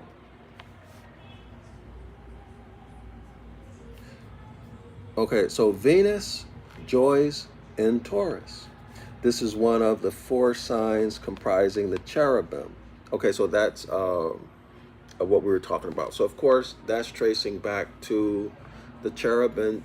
The cherubim traces back to, or in terms of the Biblios Heliotech, Ezekiel chapter 1, the 4 living creatures, and I believe it's Revelation chapter 1, okay? And these are our protectors, these angels or angels of light. In other words, nature itself, right? So let's keep going.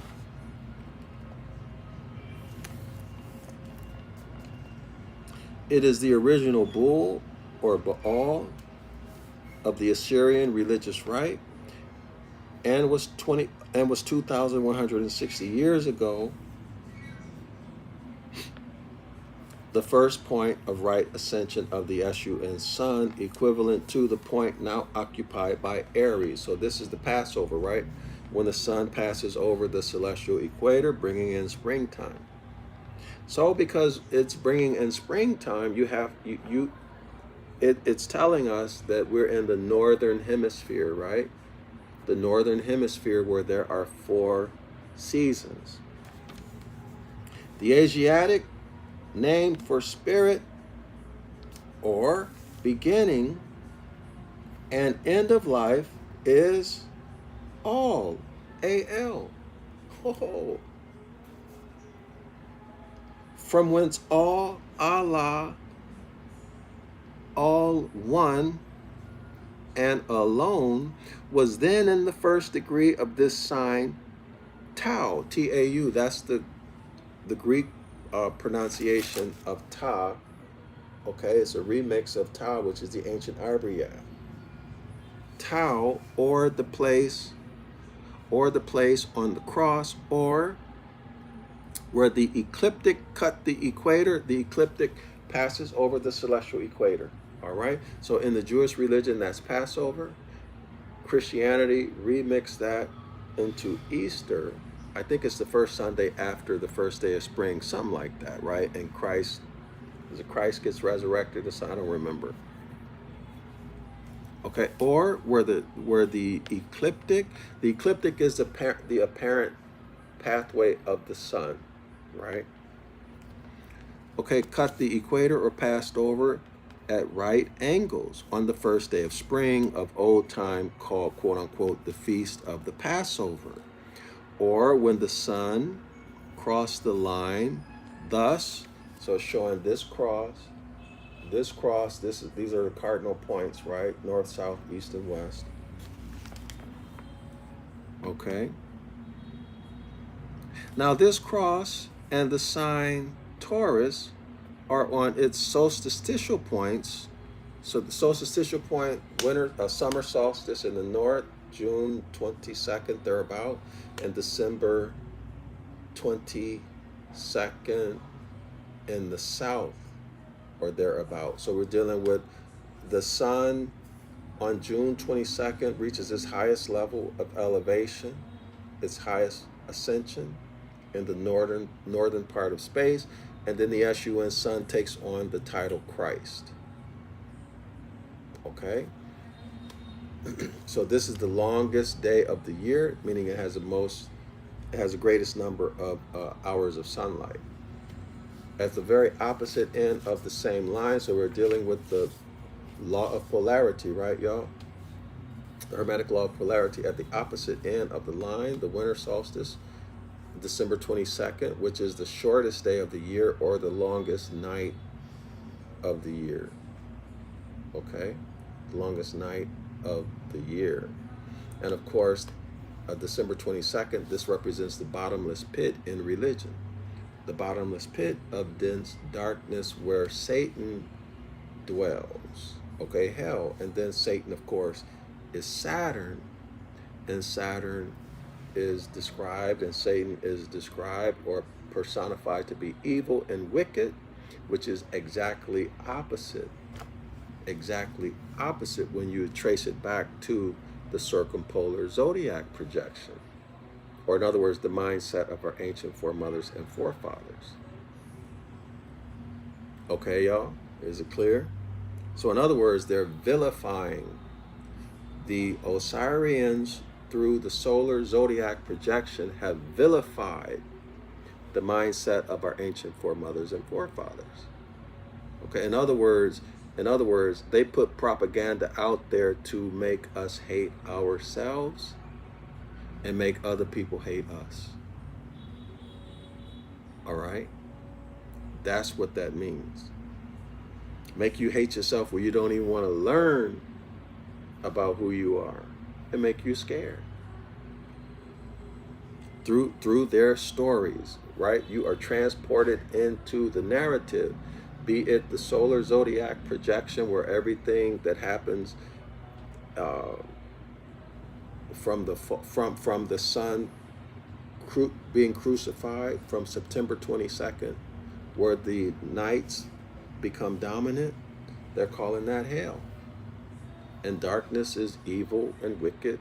We were never, as Sabian Moors, we have never been uncivilized. We never lived out in the woods and in caves. All of that stuff applies to the hybrids. They lived in the woods and in caves. They were afraid in the dark. We had electricity and light. We had houses, beautiful buildings.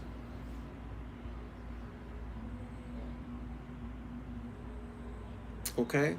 But they have vilified the darkness. And darkness is the source, absolute darkness is the source of light. Right? As telling us in the story that the SUN sun, either stellar or in the religious story, has its origin, or it traces back to the Great Mother. Y'all see it? So how can JC, who calls himself, or who is called the truth and the life, or the truth, the life, and the light, how can he be all that is good, but traces back to something that is evil and all wicked? Do y'all see it? Everybody see it? 5.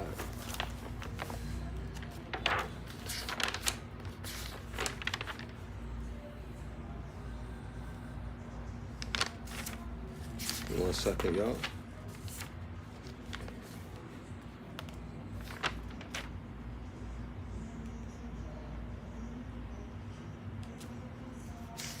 Give me 1 second, y'all. Let me see if I can find something real quickly.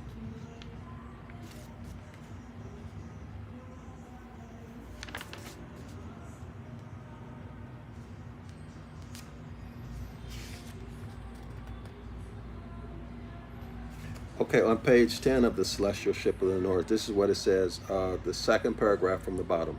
The religion of the ancient peoples, these are the Sabian Moors. This is before the solar zodiac projection. This is before the lunar zodiac projection. The religion, of course, by religion, they're not talking about dogmatic religion. By religion, they're talking about the connectivity, or those people who were connected to nature. They understood. And their whole paradigm was the Hermetic laws, nature, and the law governing conscious. Don't harm anybody, don't hinder anybody. That's what it's meant by religion, okay, here. The religion of the ancient people seems to have been one throughout the entire world. A great brotherhood, a universal faith, okay, a universal mindset. Strange has, now listen to this, y'all. Strange has been the impulse of priests and theologians. These would be the priestly class of all of these solar religions, to include the first, who were the Osirians, the Egyptian Osirians, okay, or the Trinity, Osiris, Isis, and Horus, that Trinity. Okay? Strange has been the impulse of the Osirians and all of these other solar priests and theologians to deviate from the ancient holiness, which was so solemn and majestic in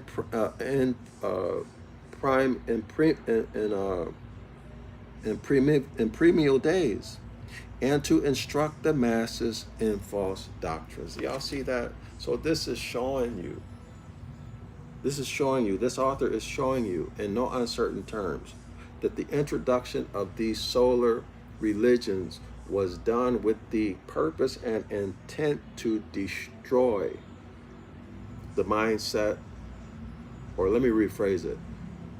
It was to make people unaware of the laws of nature. Unaware, okay? In other words, they have eyes to see but cannot perceive, ears to hear but cannot understand. Detach you from nature. Mark chapter 4, verse 12. Why? So that they could rule you and take your birthright, and have nature act against you because you're acting out of harmony with nature. Have you directly involved in destroying yourself? Or like Napoleon Hill said, have you walking around with the matches in your pockets that are used to burn down your own house? Okay? Anyway, so y'all take a look at this. Now here's another reference to the Hermetic Laws. The Asiatic name for spirit. Asiatic meaning the Sabian Moors. Genesis chapter 2, verse 7. Man, the autochthonous men and women who are thought made manifest from the soil. Thought is a function of the mind, right? Thought is a function of the mind. Who can argue that? So this is the Hermetic law of mentalism, right? The universe exists in the mind of the all. According to the Hermetic Laws, if I remember correctly, spirit, they define in that book as the substance.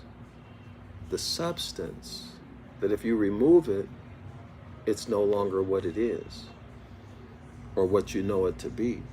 Okay, so the Asiatic man, this is who we are, right? We're Asiatics. The Asiatic name for spirit or beginning and end of life being AL. Y'all look at this. I'm not making this up.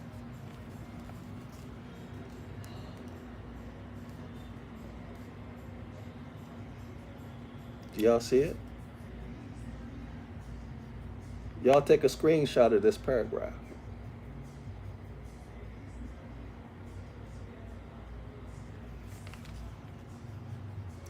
And here's AL, which spells all or al.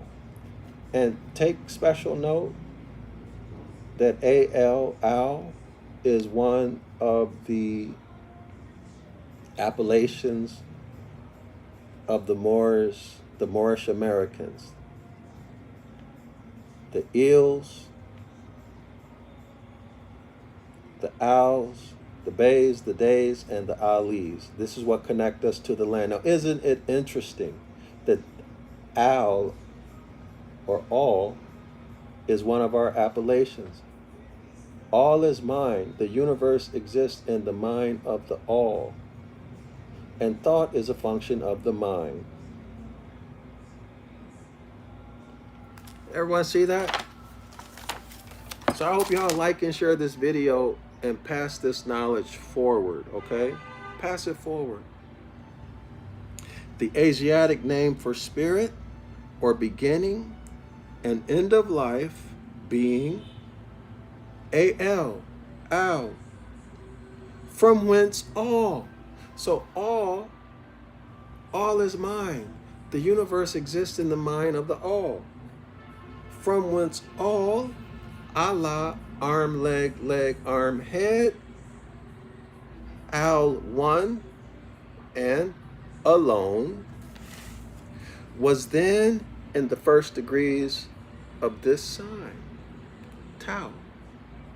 In the Greek, Ta in the ancient Ibaryath, or the place of the cross, the Ta cross.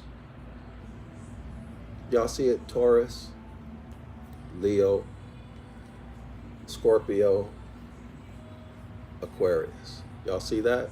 Ezekiel chapter 1 and Revelation verse 4. Everybody see that? Or where the ecliptic cut the equator at right angles on the first day of spring of old time, called, quote unquote, the feast of the Passover. Or when the sun crossed the line, thus, this is the standard cross, okay, the four cardinal points, north, south, east, and west. Everybody see it? So take a look again. Here's another reference to the Hermetic Laws. And so what we're getting at, this is the mindset of our ancient foremothers and forefathers, the Hermetic Laws. Okay, the universe. All right, so the universe exists inside your mind.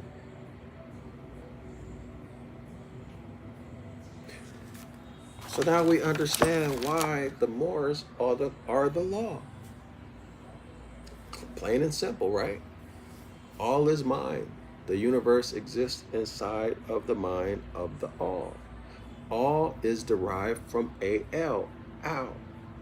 Al, again, is one of the appellations of Moorish Americans that tied them to the land. Genesis chapter 2, verse 7.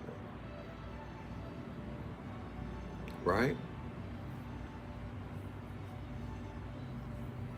It's a well-established principle in law that land and law are inseparable.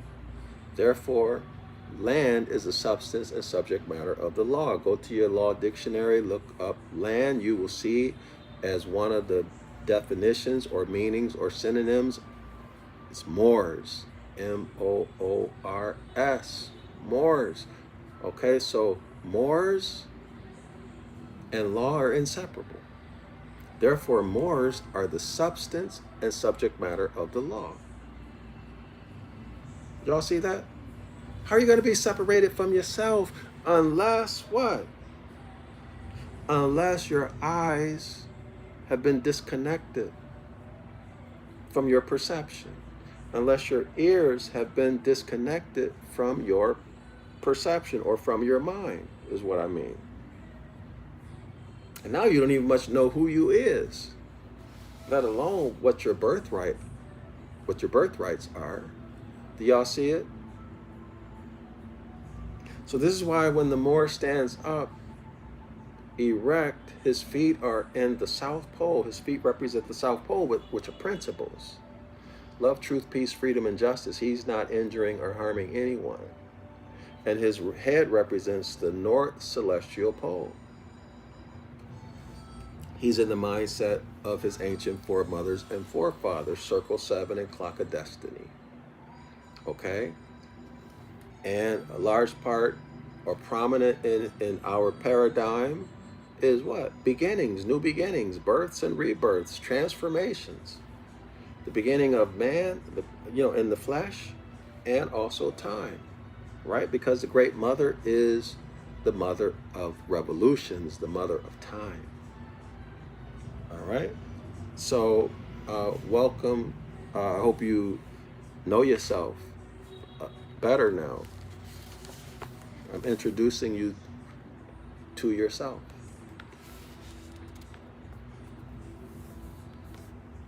Now let's continue, y'all.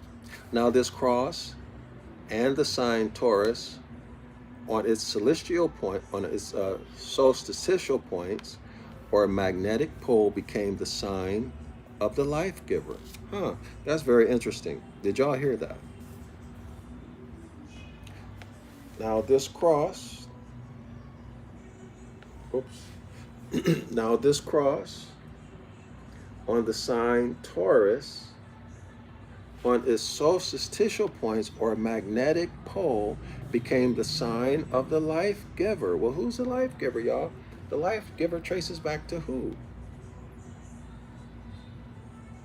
The Great Mother, the celestial ship of the north, the circumpolar zodiac projection, and was always used by the pharaohs or sons, S-O-N, sons of the S-U-N, sun. So now this has put we know where this stands in time. This is in the solar zodiac projection, so this is not ancient. All right? How else do we know? Because he's talking about pharaohs. Pharaohs are kings. It's only recently that we have been dominated by kings or pharaohs. All right? Even they calculate it back to be, I think, somewhere around 10,000 BCE, if that's correct. Prior to that, we didn't have kings. In my opinion, these pharaohs all have to do with Yakub and his animalistic experimentation, his plot to rule the world. Okay, so birthrights were stolen. Okay, in my own perception, this is lining up with the solar zodiac projection with the Osirians. All right, birthrights were stolen, meaning land was stolen. People were denationalized. Public policy and the courts were used to criminalize and exterminate people. The same of the curses in Deuteronomy 28, 15 through 6. Same stuff. In my opinion, that this is now. Okay? But the power and resources were consolidated. And these kings were put in place to maintain power and control. They're calling them pharaohs. All right, today it would be the Catholic Church, the ecclesiastical class in both Christianity and Islam and Judaism. All right.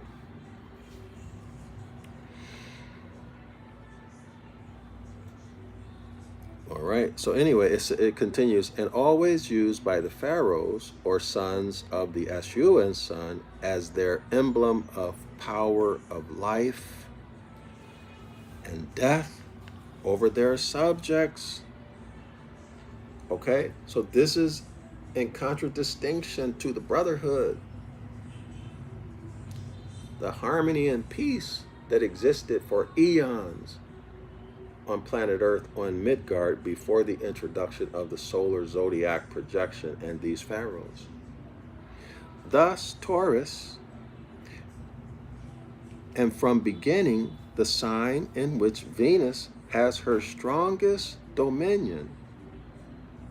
It also became her astrological character. Thus, Venus, okay, its angle is called Asmodeus, probably from Venus or Astarte. The first 10 degrees or first face of Taurus is the face of Mercury. Of course, Mercury, y'all, if you remember, Mercury is the Messiah. Mercury is the Messiah in the solar religions. Mercury is commerce. All right, so the first 10 degrees or first face of Taurus is the face of Mercury, is the face of the Messiah, is the face of commerce, the face of plowing, tilling, sowing, and building. Okay, so agriculture or activities associated with agriculture. The moon hath the second 10 degrees or the second face of Taurus, which is the face of power, dignity, and authority. Depopulating towns and castles and restraining the people. Did y'all hear that? Depopulating towns and castles and restraining the people. How do you think they did that? You think people just got up and said, I'm gonna leave my house, I'm gonna leave my land, or do you think it was done through force? Absolutely, it was done through force. It was done through force in public policy, right? Or how about this? How about the Inquisition? How about the Inquisition? How about this didn't happen 6,000 years ago, but it probably happened a couple hundred years ago. Okay, and they just changed the date.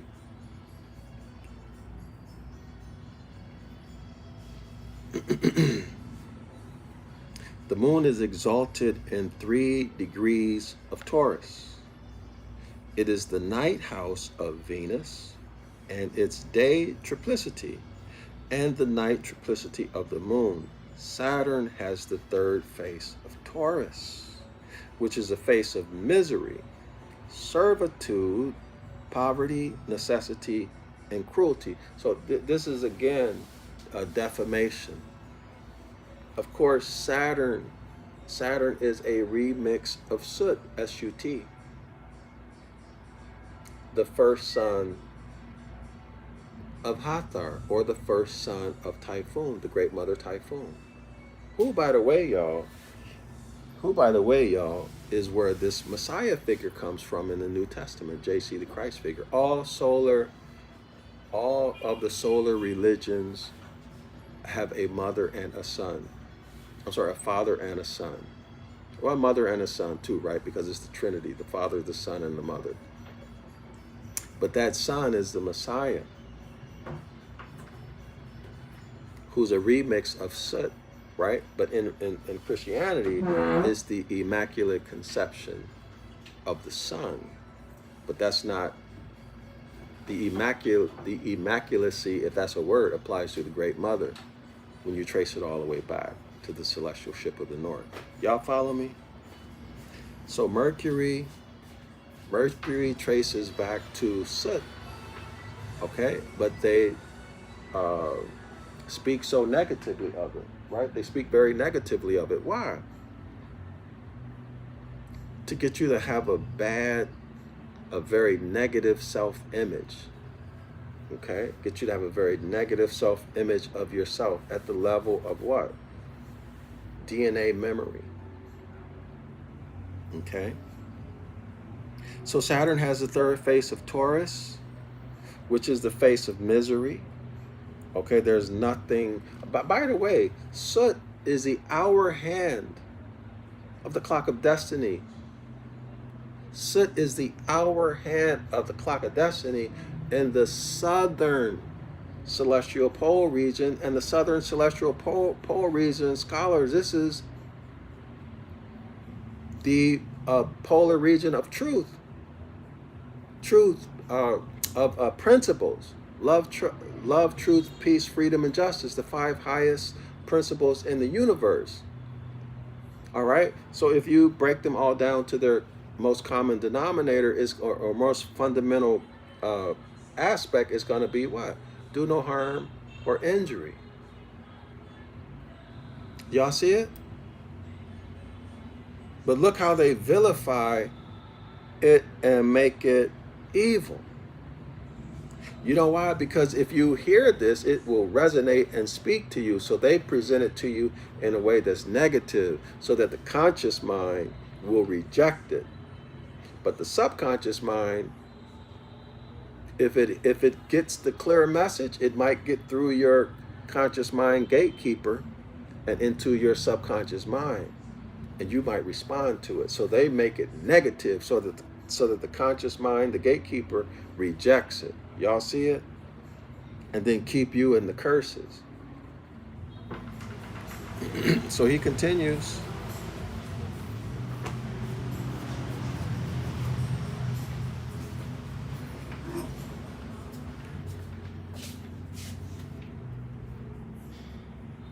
The first 8 degrees are the terms of Venus. From 8 degrees to 15 degrees, the terms of Mercury. From 15 degrees to 20 degrees, the terms of Saturn. From 22 degrees to 26 degrees, the terms of Jupiter. And so Jupiter is Jupiter. And from 26 degrees to 30 degrees, the terms of Mars. Mars is warrior. So Taurus is a commanding sign of short ascension, unfortunate. Should this sign be in an east quarter of heaven at birth, that's your birth chart, right, your nativity chart, it would denote one of lukewarm, or the contrary, if in the west, that's interesting.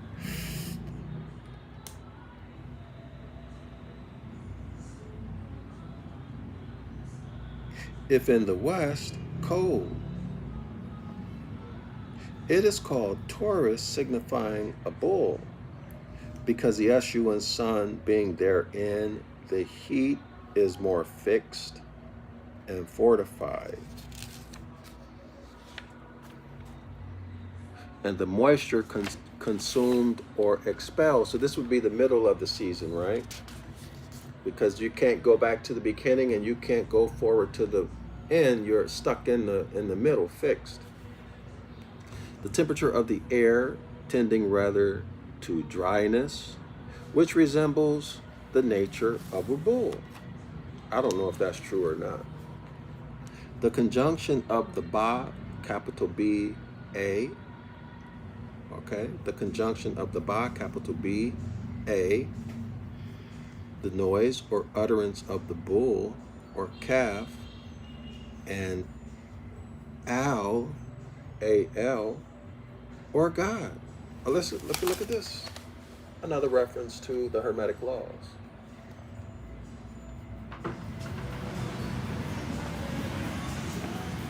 Does everyone see that? All is mind. The universe exists in the mind of the all. Everybody see that? Hey, yo, can I have the menu? Let me have black cafe. Black cafe, no sugar. One cafe, no sugar. Yeah. Come on. Does everyone see it? You notice a capital G? So in their system, capital G for the masses is the creator for the masses. Look at what it says. The conjunction of the ba, B-A, the noise or utterance of the bull or calf. So you should know this, the icon, the pictograph associated with this in the ancient Ibaryath. You should know that, and its meaning and its cultural context. If you don't know that, you can order on Amazon 911 Ancient Ibaryath Rescue. It comes in black and white and color. Content is the same. The color is just more beautiful, but you will get all of the pictographic meaning with the ancient Ibaryath alphabet. All right. So it says, and all, A-L, all is mind. The universe exists in the mind of the all. This is the law, Hermetic law of mentalism. Thought is a function of the mind. Man is thought made manifest from the soil, Genesis chapter 2, verse 7, in contradistinction from the Han Uman, from the Paleolithic caveman, from the troglodyte troglodyte niggers, in Genesis chapter 1, verse 26 and 27. Okay, who is non-descendable, who is a human, which is a contracted form of Han Uman. It is non-descendable, it is colorable, or that being is colorable. Okay, looks like, but doesn't have the substance of the man in Genesis chapter 2, verse 7, who is thought made manifest from the soil. Okay, the Han Uman, the human, is created in a laboratory, whereas man in Genesis chapter 2, verse 7 was not created, but formed and transformed, right? Formed.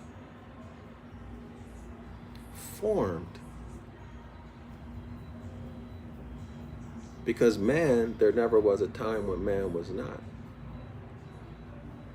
But there was a time when the Han Uman was not. Han Uman was created in a laboratory.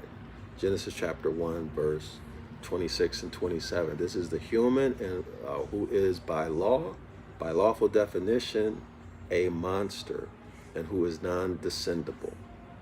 Okay, or a symbolicum of a man who is colorable. Who is colorable, right? Okay, so let's go back to it. And Al or all, one of the Moorish Americans, appellations, okay, the Ils, the Bays, the Days, the Owls, and the Alis. The sun, y'all take a look at the symbol for the sun. Notice that it's a circle.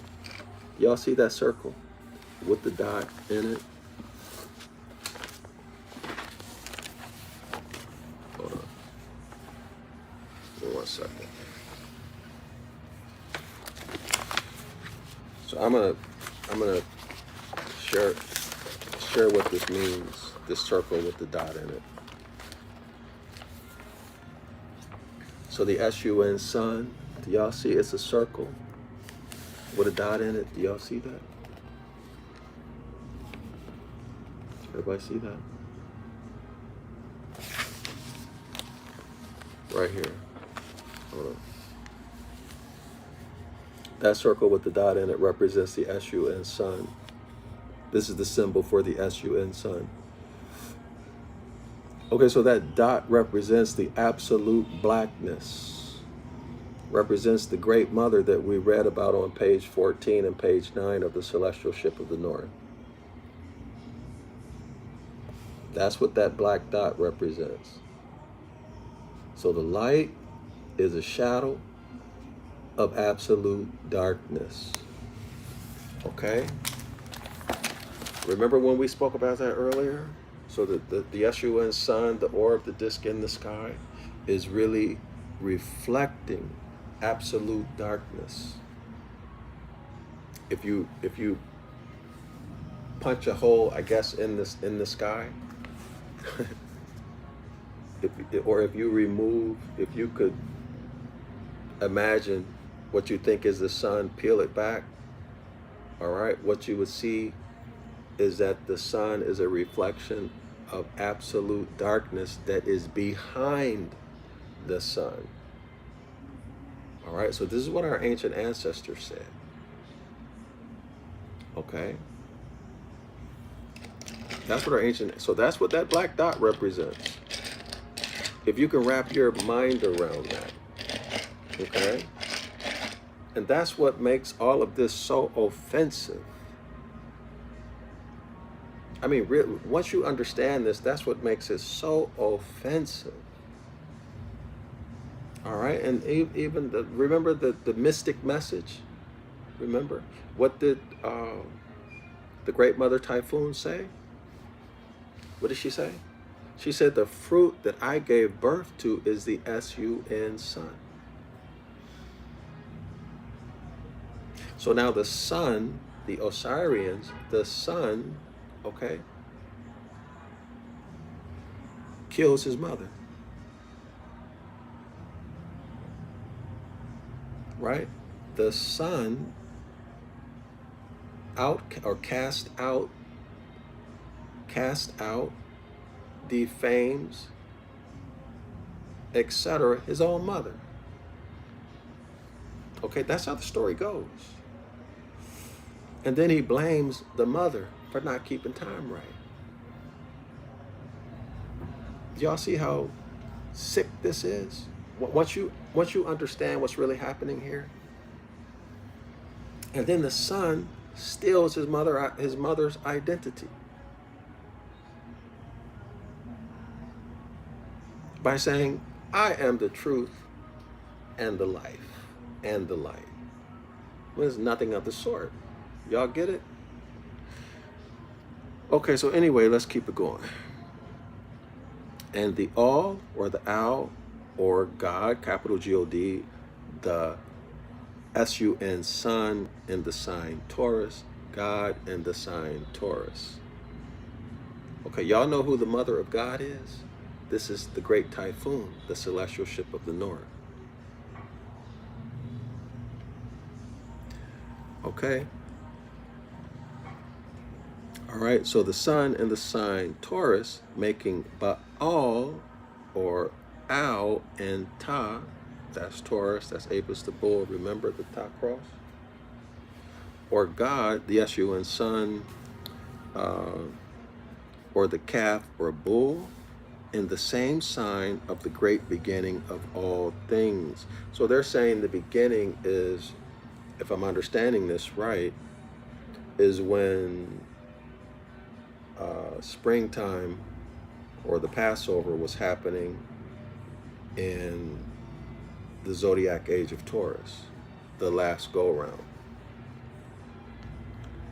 And the sign of the Savior erected by the Jews as the molten calf, being at that period the significator of deity. Y'all see that? They were creating the deity, Apis the bull, or Taurus the bull.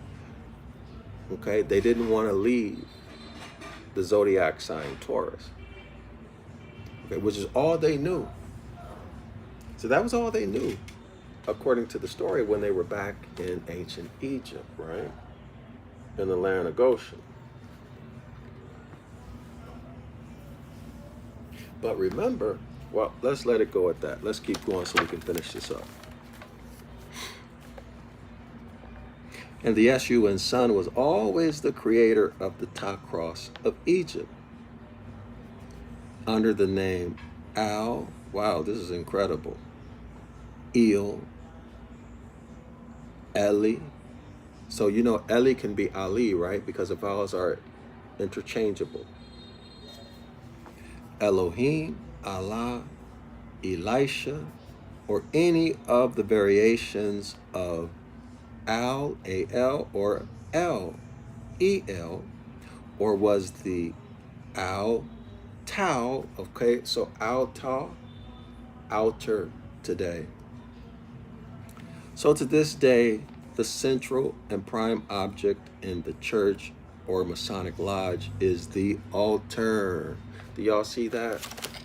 So the altar in the Masonic lodge is who?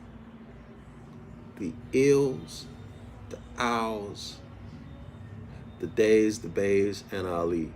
Okay? For them, that's God. Okay? Do y'all see it? Let me show you.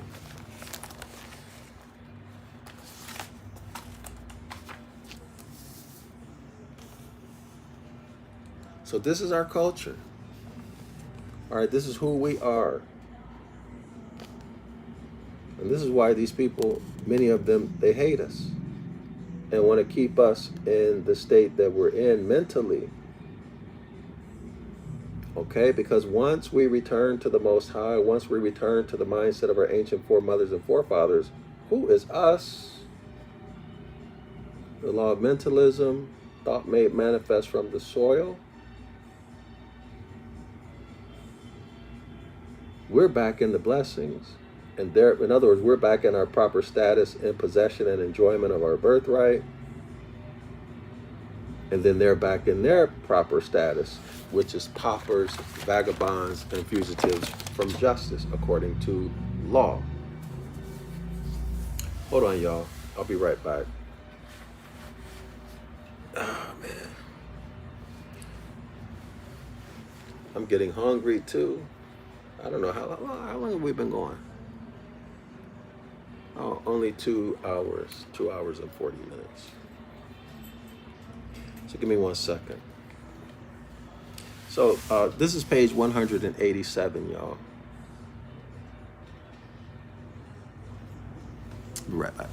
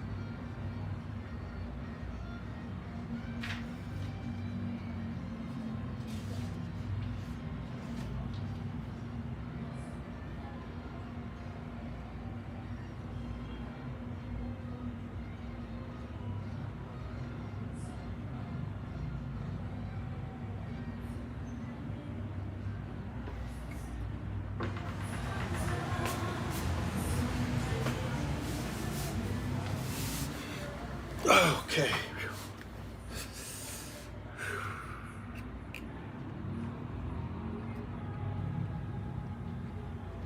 All right, y'all. So back on page 187. Please listen carefully. As a matter of fact, y'all pause the video, all right, and read this.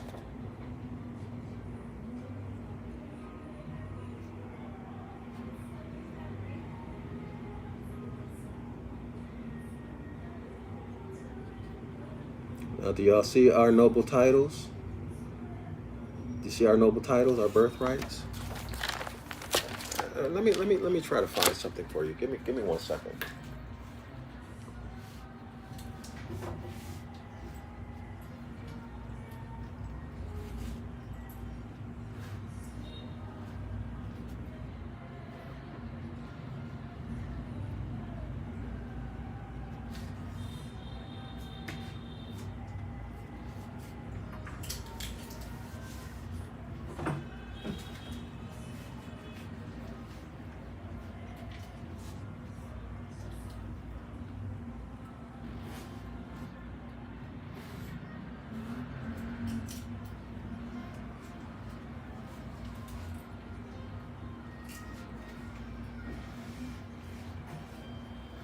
1 second, y'all.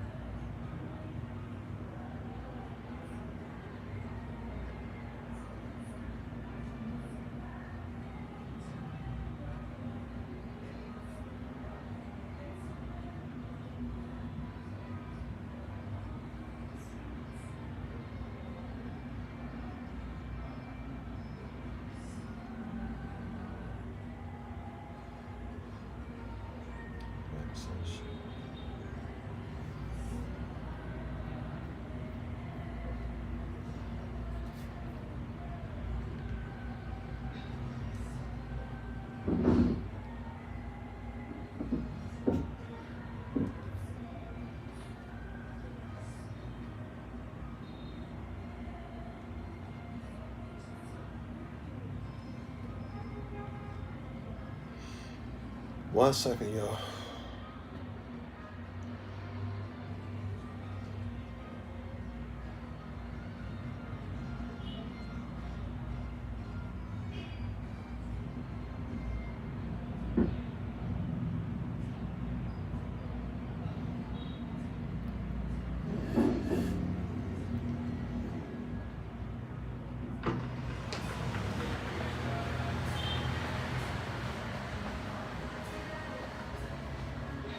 Give me 1 second.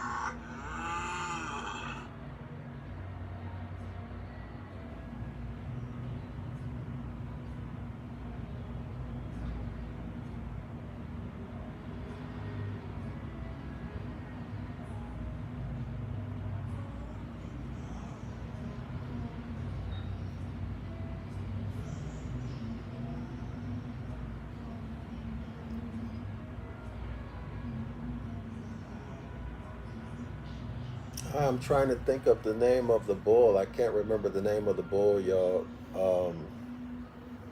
What is it called?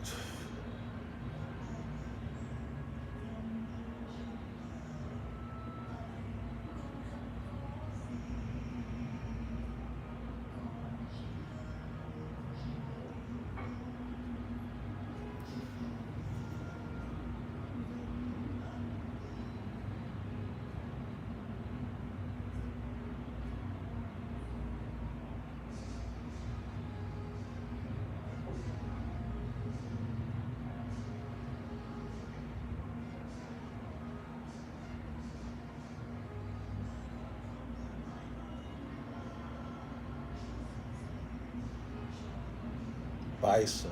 Yeah. Okay.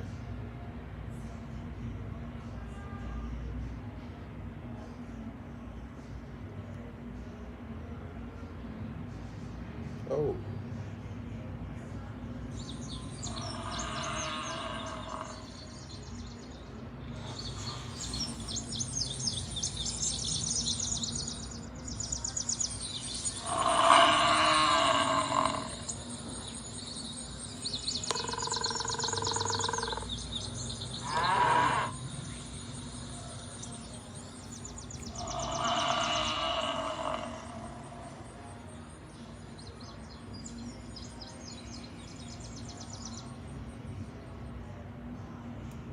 So this is the BA sound that the text is talking about.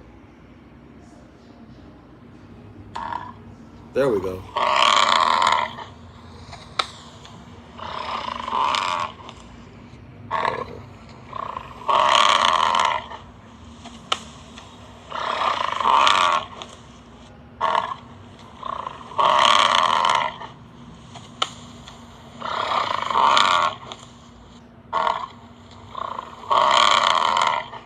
Okay, so let's go back to page 187. Back to page 187. Remember, we're talking about Taurus, right? The zodiac sign Taurus. The conjunction of the ba, B-A, you just heard it. The noise or utterance of the bull. So the bison bull is a non-hybrid bull. That other bull I showed y'all in the beginning is a hybrid bull. The bison is the non-hybrid bull. All right, so the conjunction of ba, B-A, the noise or utterance of the bull or calf, and owl, so ba-owl, ba-all, ba-owl, ba-all. Y'all see it? This is the solar deity or God, capital G-O-D. Solar deity, the sun, the circle with the dot in the middle. The dot in the middle is telling you the origin of light. Y'all see the dot in the middle of the circle that represents the sun in astrology? That dark in the middle, again, is absolute darkness. The triple blackness of space, as NOI says. Okay, this is the source. The absolute darkness is the Great Mother. The Great Mother Typhoon, okay, the celestial ship of the north, the source of the light. The darkness is eternal, it is pure spirit, whereas the light is not eternal. Sunlight is not eternal. Does everyone see it? Now let's continue, okay?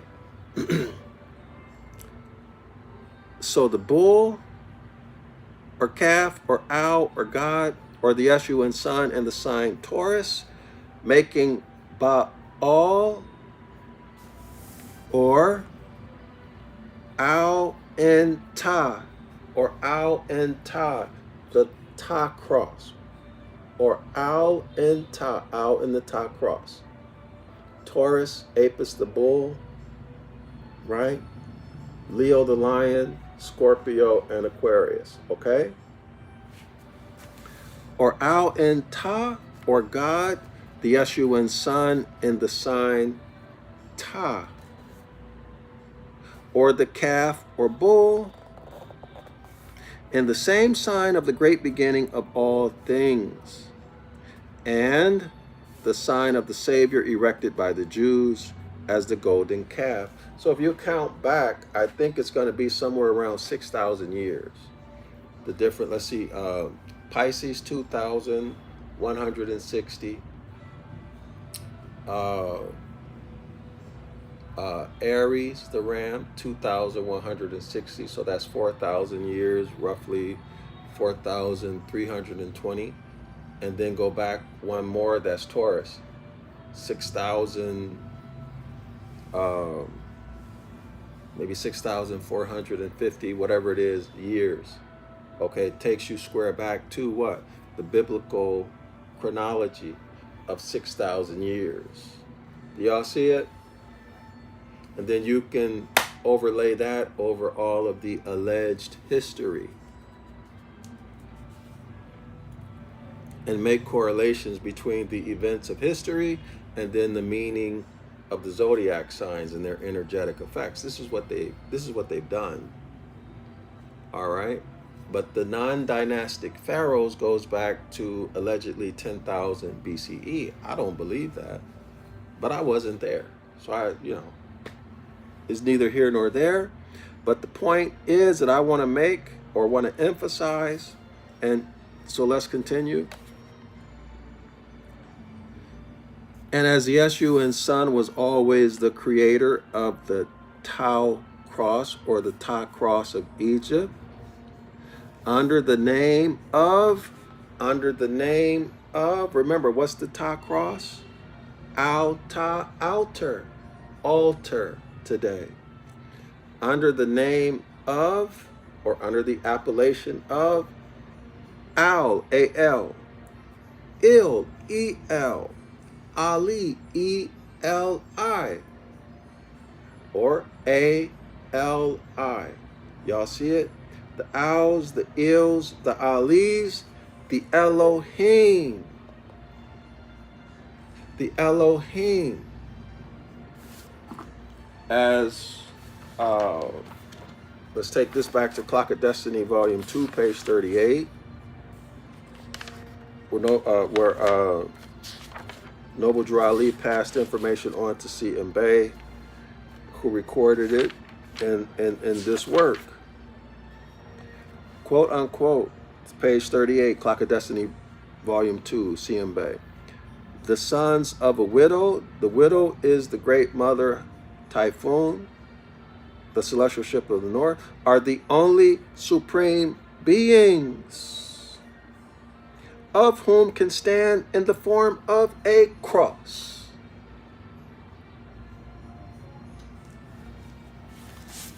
So these Elohim are you and I, autochthonous Moors. And I'm going to specify the autochthonous Moors of the Americas, Moorish Americans. Do y'all see it? Elohim, supreme beings. Make no mistake about it.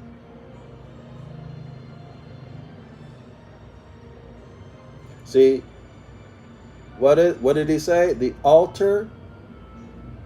We are the altars. And when you go into these de facto courts, they attempt to do what? They attempt to make you the living sacrifice. Put you on the altar. Okay? Does everyone see it? Everybody see these metaphors?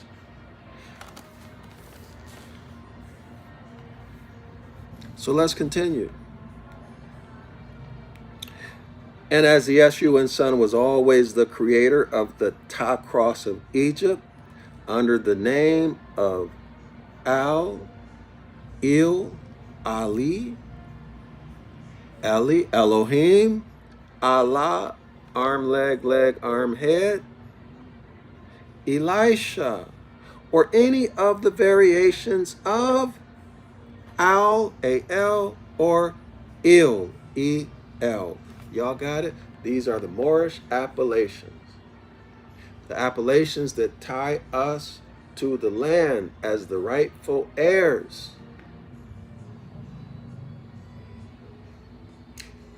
If you are an autochthonous Moor, sprung from the soil, you are the law.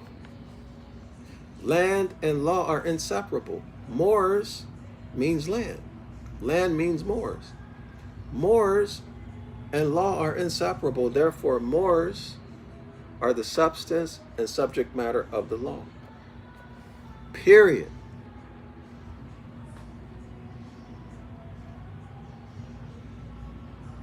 Y'all see it? And if you don't know that, well, then they will steal due process of law away from you. Okay? And make you the living sacrifice. Okay? And then minimize their karmic debt by intimidating you or in some other way to get you to consent to it. Y'all see it? Because everyone has a right to contract, an unlimited right to contract. Now let's continue, y'all. It says, or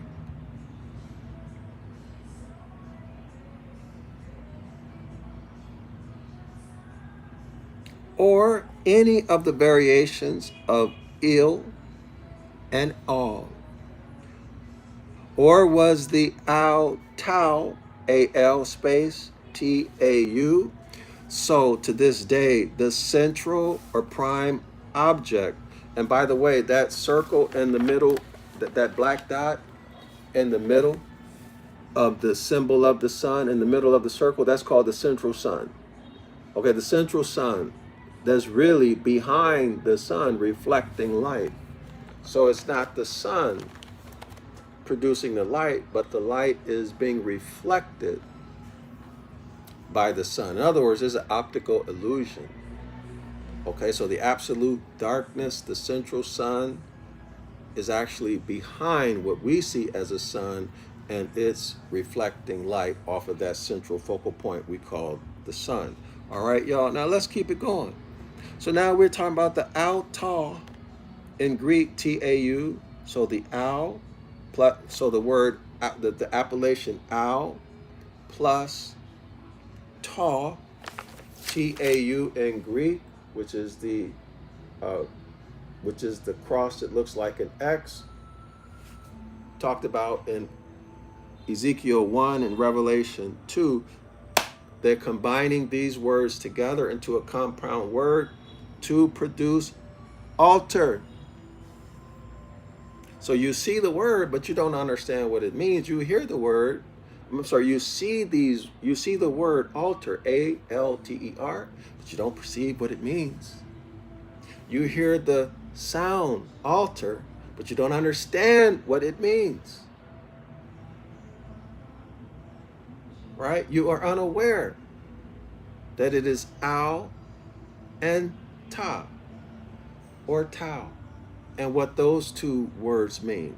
Okay, this is Mark chapter 4, verse 12, right? JC uncoupling and giving instructions for those who are on the inner house, the secret society members, the ecclesiastical class, the judicial class within these secret societies, to create words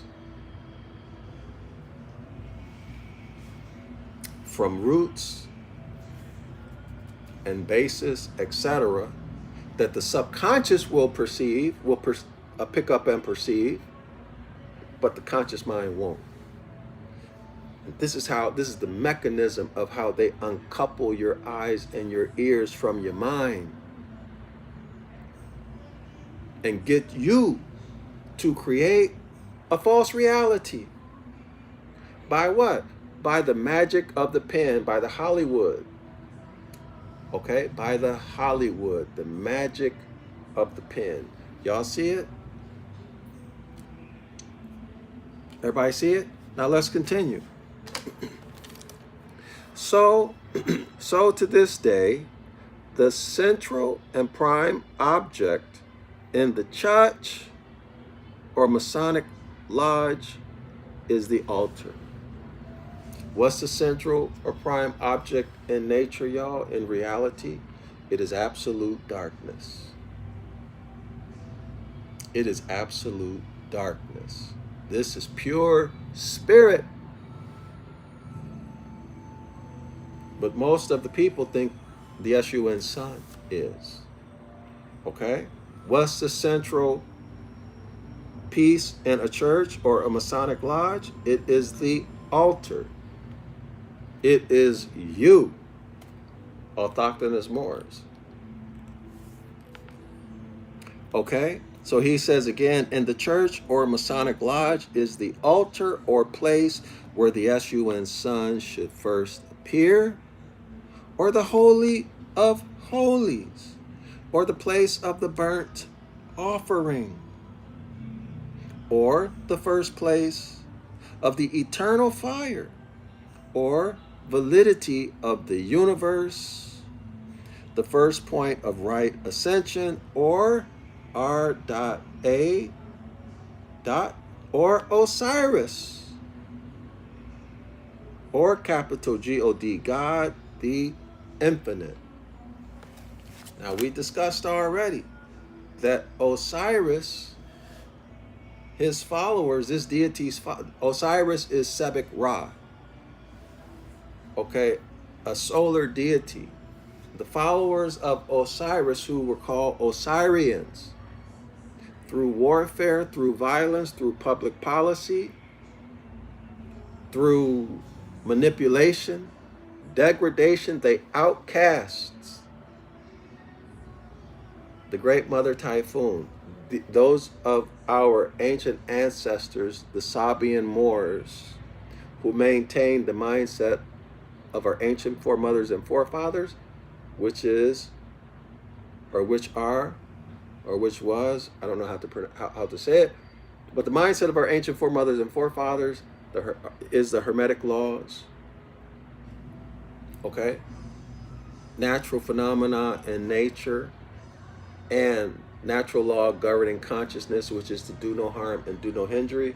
So these Osirians sought to destroy that mindset through violence and public policy and bring in a new mindset, or to bring in the solar Zodiac projection, where people are worshiping. Let me continue. Bring in the solar Zodiac projection, where now reality, the reckoning of time, is based upon the S-U-N sun. The sun is not eternal. How do we know it? Because the Great Mother says that the fruit she gave forth was the S-U-N sun, and that sun light is material, not eternal. But even in the doctrine, it'll tell you that Christ gave his life on behalf of the world, meaning that the sun, according to them, would one day burn out. Right? It would one day burn out. But that's not what I really wanted to say. What I wanted to say is this, if I get it right. The S-U-N sun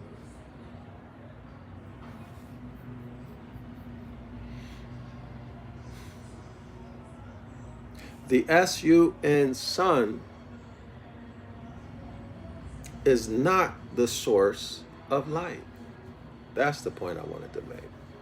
The source of light is absolute darkness. So anyone who thinks that the sun, the S-U-N sun, is the source of light, they're not in tune with reality.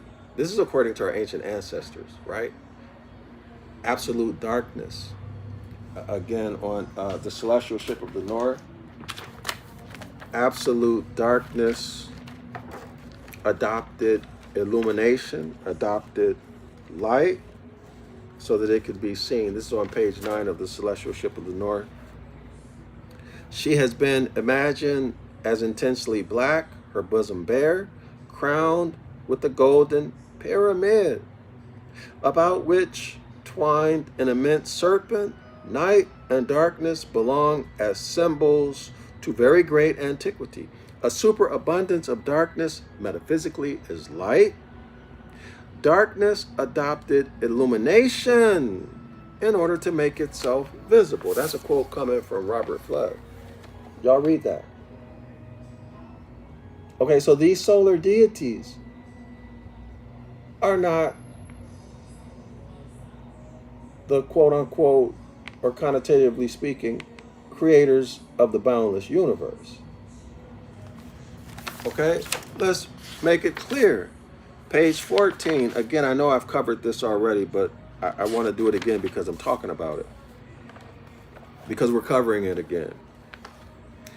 Page 14, footnote 2. The Egyptians symbolically named, quote unquote, God, the ancient darkness, quote unquote, the ancient darkness. Of this darkness, H.B. Blavatsky writes, quote unquote, darkness, or what? According to the ancient Egyptians, God. Darkness, ancient darkness, is the root of light. The root means, it's like what, the root of an apple tree, the root of a pear tree. Without the root, there is no tree. So it's the origin. Y'all see it? Quote unquote, darkness is the root of light. God is the root of light. Light is matter. Light is matter. Sunlight.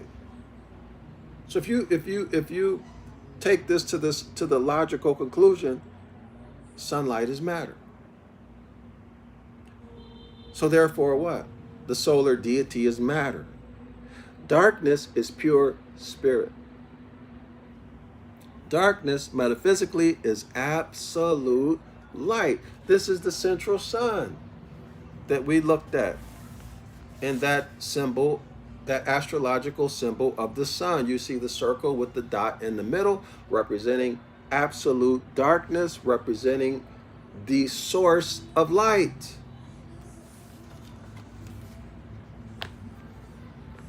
Light is merely a mass of shadows, as it can never be eternal. So how can a solar deity be eternal?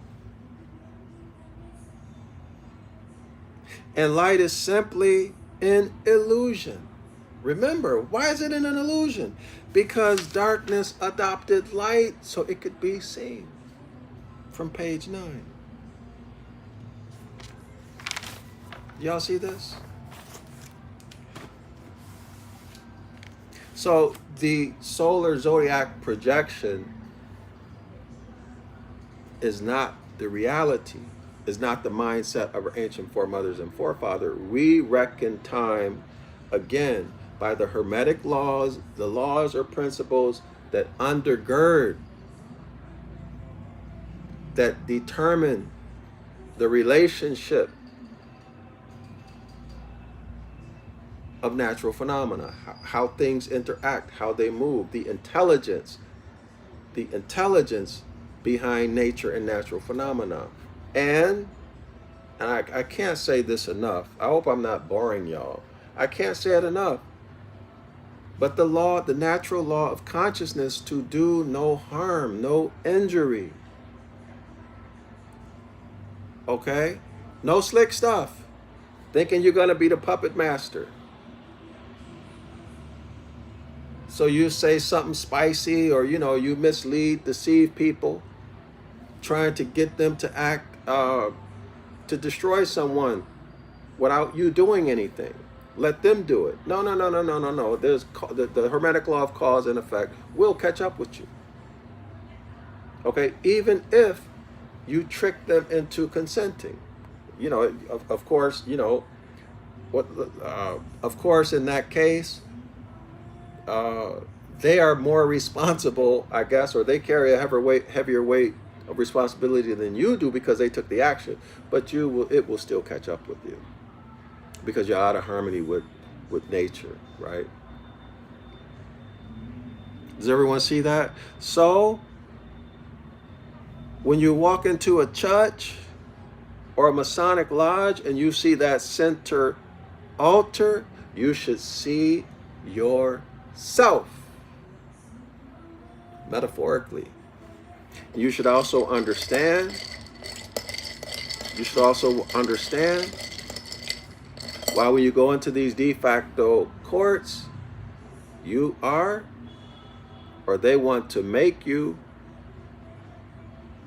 the sacrifice, the living sacrifice. All right? And so it is the more, I just like the way this reads so much. You know, I really, this is so telling. We're on page 187 of the Astrology of the Old Testament, or the Lost Word Regained. Again, the lost word is the Great Mother Typhoon, the celestial ship of the north. I like it so much, y'all. Bear with me. I got to do it again. And as the S-U-N sun was always the creator of the Ta-Cross of Egypt, right? The sun going into each of those constellations, right? Under the name of Al, Il, Ali, or Ali, Elohim, Allah, arm, leg, arm, head, Elisha, or any of the variations of Al or Il. Some people say El. Or was the Al, Ta, two words compounded into one, or was the Alta, or Alta in Greek, so to this day the central and prime object, the central sun, absolute darkness. This is what he's talking about. Y'all see that dot in the middle? Hold on. I know I done said this a million times, but y'all see that dot in the middle? That's the central sun, absolute darkness. That's the source of light. Okay? Absolute darkness adopted illumination to make itself seen. All right? That's what the Nation of Islam calls the triple blackness of space, and they claim and they say that the Honorable Elijah Muhammad is in a spaceship in the triple blackness of space. What are they talking about? The circumpolar zodiac projection, the celestial ship of the north. All right? They're saying that's where he's at. All right? Now, let's continue. All right? Or any of the variations of Al or El, or was the Al Ta. So to this day, the central and prime object in the church or Masonic lounge is the altar, or place where the S-U-N sun should first appear, or the Holy of Holies, or the place of the burnt offering. And you, my friend, we are the burnt offering, or at least they want to make us the burnt offering when we go into these de facto court venues, or the first place of the eternal fire. Well, we know the S-U-N sun is not an eternal fire. We already looked at that, right? We were told that light is not eternal. It is matter, all right? But darkness is pure spirit, or pure light, or vitality of the universe, the first point of right ascension, or R.A. or Osiris, or God the Infinite. Okay, so they're tracing back this solar deity. They're taking, let me rephrase that. So they're taking the character and the nature of the Great Mother Hathor, the Great Mother, who is the Great Mother Typhoon, who is the Great Mother Nature, who is the Hermetic law of gender in its function of forming, reforming, producing, reproducing, and transforming. They're stealing that. Hold on. They're stealing that, those attributes, and applying them to all of the solar deities. All of the solar deities. Okay? Osiris, the fire worshiper, the fire deities in what is it in Persia, in Zoroastrianism,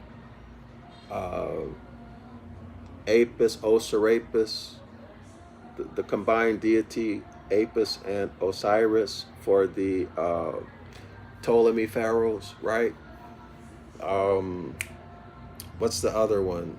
The one modeled after, and I know there's some people who denied this. Is not my business. I'm just bringing the Mithra. Whatever you think is not my business. Mithra is supposed to be a solar deity. A lot of people say that JC, the Christ figure, is modeled after Mithra. But any solar deities, all right? This is what we're dealing with. There are 15 or 16 of them. Okay, y'all? 15 or 16. So when these Osirians destroyed the mindset of our ancient foremothers, in other words, they took us out of reality. They took our mind out of reality, which is the Hermetic Laws, natural phenomena, and do no harm. Don't injure anyone, and put us in a mindset of dogmatic religion. Okay, of dogmatic religion. And those who escaped that were in a mindset of a false zodiac. I'm not saying it's completely false. I'm not saying that. Let me restate that. Let me restate it. What I'm saying is that they put us in a mindset of reckoning time, reckoning reality that's different from our ancient foremothers and forefathers. And these involve stories, and Dr. Ben tells us this. Dr. Ben tells us that the Christians added, let me say the Catholics, or the Christians, the Catholics and others, they added these mythologies, these stories into the Zodiac and into Masonry. In fact, we learn here in the astrology of the Old Testament that there are only, in the original Masonry, there are only 3 degrees: the sun, the moon, and the stars. As a matter of fact, let me find it really quick.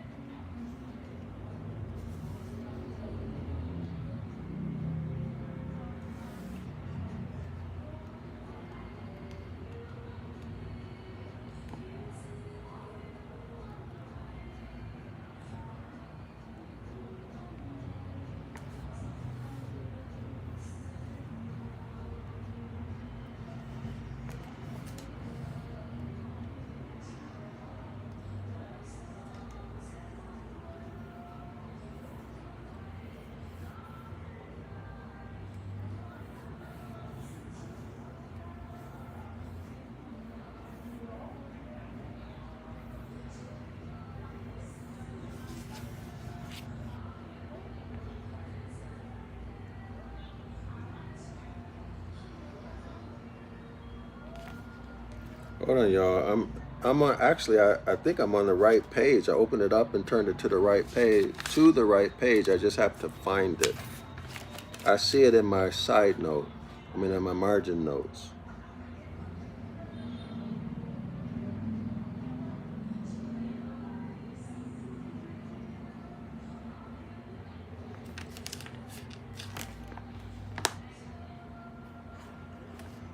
Hold on.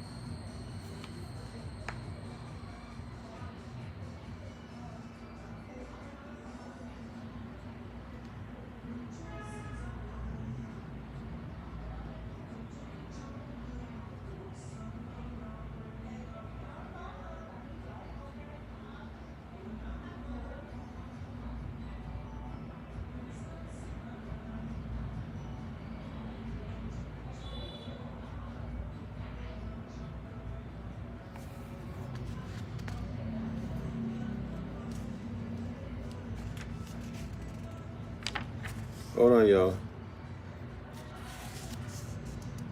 I see it in my margin note, but I don't see it on the page. Hold on. I remember writing it, but differently than what I see in the margin note. Hold on.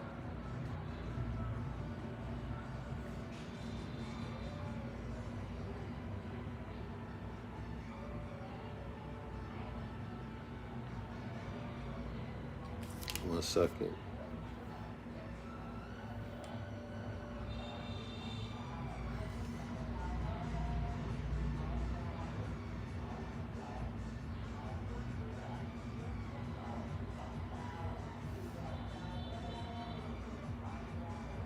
I'm close. So let me read. I'm on page 13. Let me read this to y'all.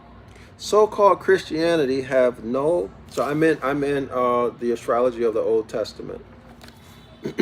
So-called Christianity have no right in Masonry, and Masonry is only true without Christianity. Catholic Knights, Templars, Knights of St. John, and Knights of Malta, to save themselves from utter destruction by Richard Sieur de Leon, merged themselves into Masonic bodies, and then advancing the number of degrees. Advancing the number of degrees, that means increasing the number of degrees. Why? To save themselves from Richard Sieur de Leon. Let's continue. So advancing the number of degrees, withheld themselves from the poorer brotherhood, and became bodies militant, military, war. This is Christianity, solar religion. And aristocratic, greed, subservient to Catholicism and the worship of the Virgin Mary. Y'all hear that? Subservient to Catholicism and the worship of the Virgin Mary. Now remember, he already said Christianity has no place in Masonry. So he continues. And as the heads of the Catholic Church are well aware that Masonry is the only really true belief. My son, Masonry is a compound word. My son. So I'll come back to that. You can get that out of the Clock of Destiny. Okay? And that all their story of the Virgin Mary and her infant son is only a perversion of ancient wisdom. What's the ancient wisdom? The celestial ship of the north. Hathor, the great mother Hathor, who is the great mother Typhon, Typhon, and her son, Sut, S-U-T. Mother and son, my son. The circumpolar zodiac projection, the celestial ship of the north. So they must always be an enemy to the truth. For they well know that once a Mason, always a Mason. How can you not be your mother's son? True Masonry makes no distinction in creeds or religion, in color or race, but a belief in one God, the grand architect of the universe.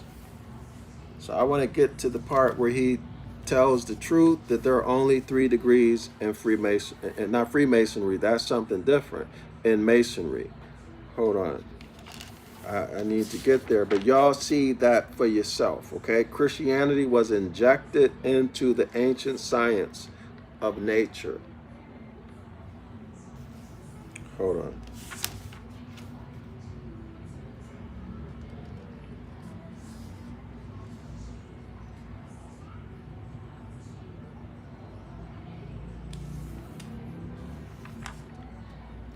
He says it very, very directly. It's just I haven't looked at this in a long time, so I don't know where it's at on the page.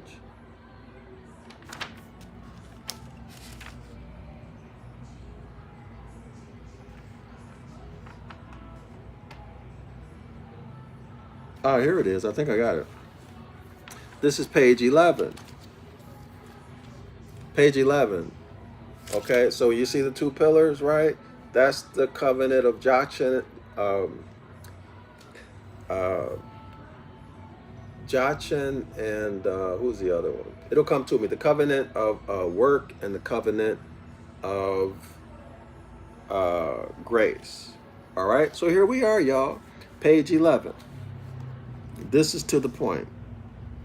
The middle of the paragraph, the first paragraph. And Horus or Mercury. No, let me start. Let me start at the top. These priests of the Escheat sun were the true exponents of the only reasonable religion, and the true teachers of the mysteries of Isis and her infant son Horus, even as Osiris, Isis, and Horus today are the father, which is sire. And we see there's a crescent moon here, which rules over the tides of the sea, or mere, or pure, clear ocean. The bitter salt water, virgin in purity, and can never be defiled because of its immensity. Okay, so in other words, if you pee in the ocean, it ain't gonna turn yellow. All right, therefore, always a virgin. She is the virgin Mot, M-O-T, the virgin mother. This is a remix of the great mother Typhoon, or Mir, or Virgin Mary. This is anglicized, the Virgin Mary, right? And Horus or Mercury, okay, Mercury, the planet which is always nearest the Escheat sun, whose movement is very rapid, whose chief sign or house is the sign of Virgo.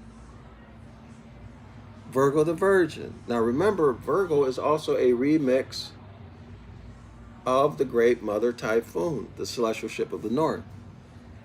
All right, so he continues.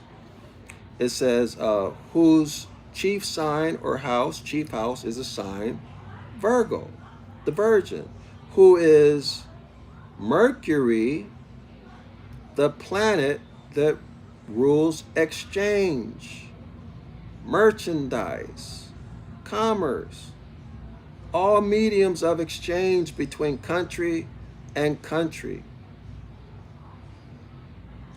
A go-between, a messenger or messiah, a mediator, who is so overfilled with the glory of the Escheat sun that it is only at twilight and early dawn that he is perceptible.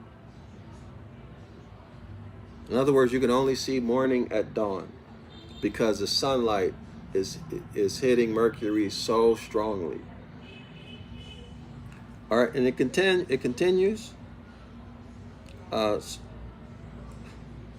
So who is so overfilled with the glory of the Escheat sun that it is only at twilight and early dawn that Mercury is perceptible, and truly dwelleth in the bosom of the Father. That's the Escheat sun. It's the closest to the sun. Okay, you can only see it at twilight and dawn, when it's getting dark, or when it's dark, right? Or of the ruler of our system.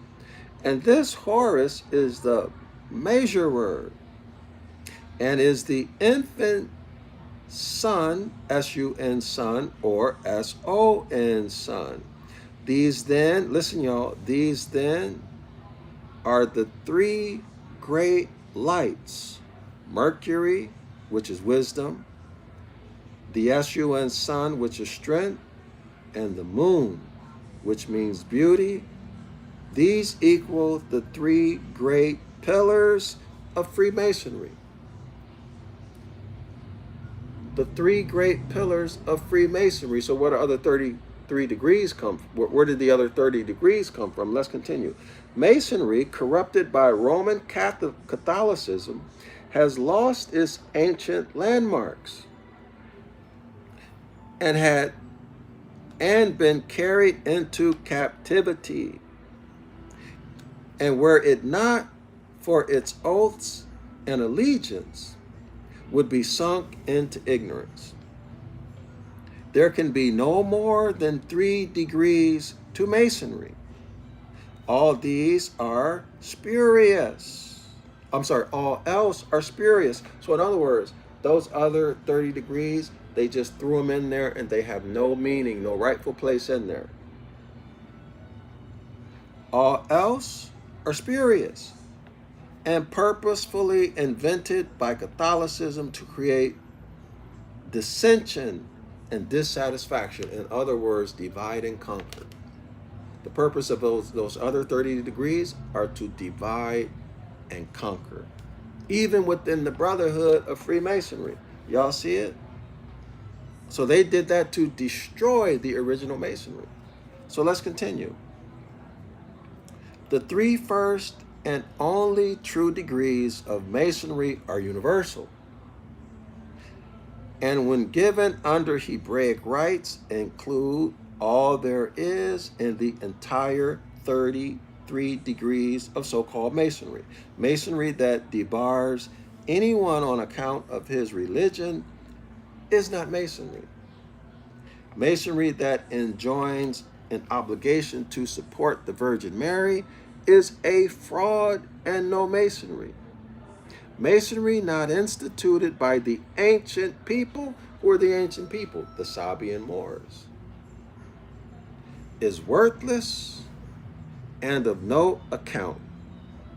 The Eschuan sun, moon, and star are the 3 lights.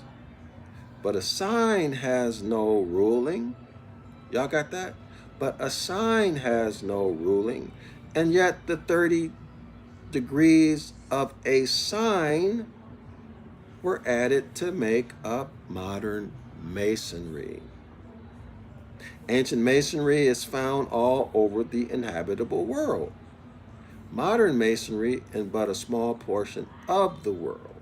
Ancient Masonry will last while the world endures. Modern Masonry will die in derision as the disbelief in the Virgin Mary and Roman Catholicism fades out. And it is rapidly dying in all places where science and knowledge prevail. A religion built upon a dream, isn't that interesting? Joseph and his dream, right? Pharaoh and his dream, rather, is not one to last. And Catholicism has for its authority, quote unquote, and the angel appeared to Joseph in a dream, okay, to interpret Pharaoh's dream. Okay, so regardless, Pharaoh and Joseph conspired against the people to rob them of their birthright, to injure them, to harm them, to steal their birthright. Okay? Under the guise of a dream. And then Joseph interpreting the dream. All right? How much more to the point, the ancient religion, when giving testimony, quote unquote, thus saith the Lord, he who declares himself to be one and indivisible, who will allow no other gods to be worshipped, he who alone is Savior. See Isaiah XL, Isaiah 43, verse 10 through 13. Before me, there was no God formed, neither shall there be after me. Even I, am the Lord. I am, right, y'all? And besides me, there is no other. But let's go back up. Let's go back up here toward the beginning of the page. It says here on page 12, the sun, the moon, and star are the three lights. The sun, the moon, and star are the three lights. Okay, so that's 3 degrees of masonry. This has to do with the solar zodiac projection. Or you can say the sun, which would be the solar zodiac projection, the moon, which you could look at it, the lunar zodiac projection, and the star, which would be the circumpolar zodiac projection, which is the way our ancient ancestors reckon time, which is the stellar zodiac projection, the same thing as the circumpolar zodiac projection, is the way our ancient ancestors reckon time, how we saw reality. They just put it in reverse order: the sun, moon, and star. Okay, so they took it from present back toward the original. Does everyone see that?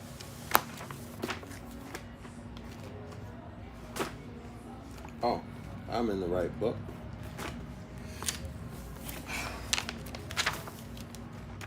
Oh, by the way, if anyone wants to come in and teach chapter 14 of the Astrology of the Old Testament, which is dealing with the houses of the Zodiac, contact me, Yasapa at Zion Law School.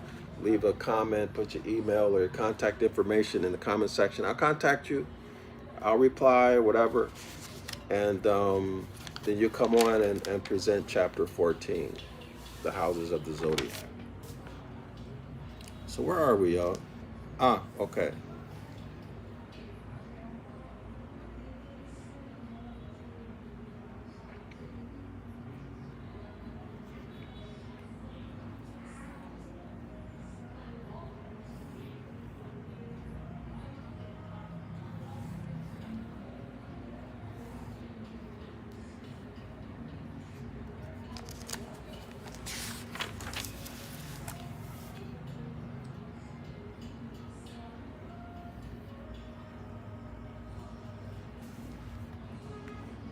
Page 187 is phenomenal.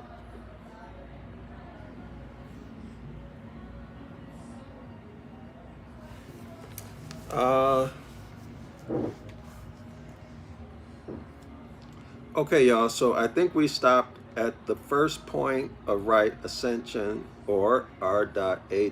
or Osiris, yeah. Okay, or God, the infinite. So that, again, that's talking about when the Osirians destroyed the mindset of our ancient foremothers and forefathers and threw us into the solar zodiac projection with all of the solar religions, okay? Making us become out of our mind. Mark chapter 4, verse 12. All right, this was our demise. Okay, this is the shift from the circumpolar zodiac projection, reckoning time by the stars, to let me repeat that, scratch that. He's talking about the shift from the original zodiac projection, which had been in existence for an uncountable, undeterminable amount of time, millions, billions, who knows, of years, that was ended through violence, through the unlawful use of public policy and the legislative bodies and the courts. That's when our mindset was to reckon time by the stars. Okay, circumpolar zodiac projection, that was replaced with the solar zodiac projection. Okay, where you need to focus, where you need to beg an external deity to do things for you that you ought to be doing for yourself, right? Where in the stellar zodiac projection, we did everything for ourselves. We knew who we are. Okay? So it was the Osirians who did that to us. All right? But now here we are. We know what the mindset of our ancient foremothers and forefathers was now. The Hermetic Laws, natural phenomena and natural law that governs consciousness, which is do no harm, don't injure anyone. All right? So let's continue. Let's continue. And so instead of the Egyptians and the ancients being worshippers of cattle and beasts, they represented, on the contrary, the most sublime truths to the initiated under this perfect language of signs. So he's already talking about he's still in the solar zodiac projection. How do I know? Because he's talking about the initiated. So he's dealing with mystery schools, people who are invited into these mystery schools like Freemasonry, Knights Templar, etc., who get to come in and they get to learn, if they make it up the ranks, up the degrees, they get to learn what natural law is. They get to learn what natural law is, and in learning what natural law is, they perceive reality as it is. Okay?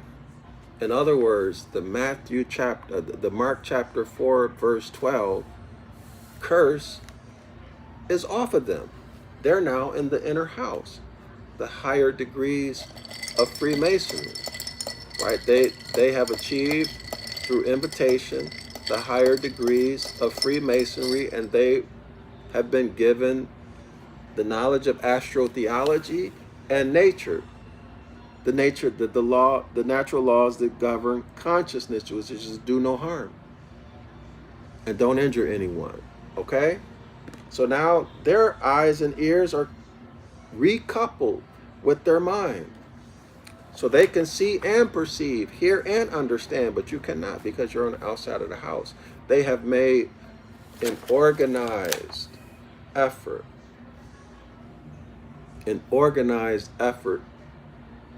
to uncouple your mind from reality. And how do they do it? Through dogmatic religious beliefs systems. Jesus said it himself. Mark chapter 4, verse 12. So the author continues. All right?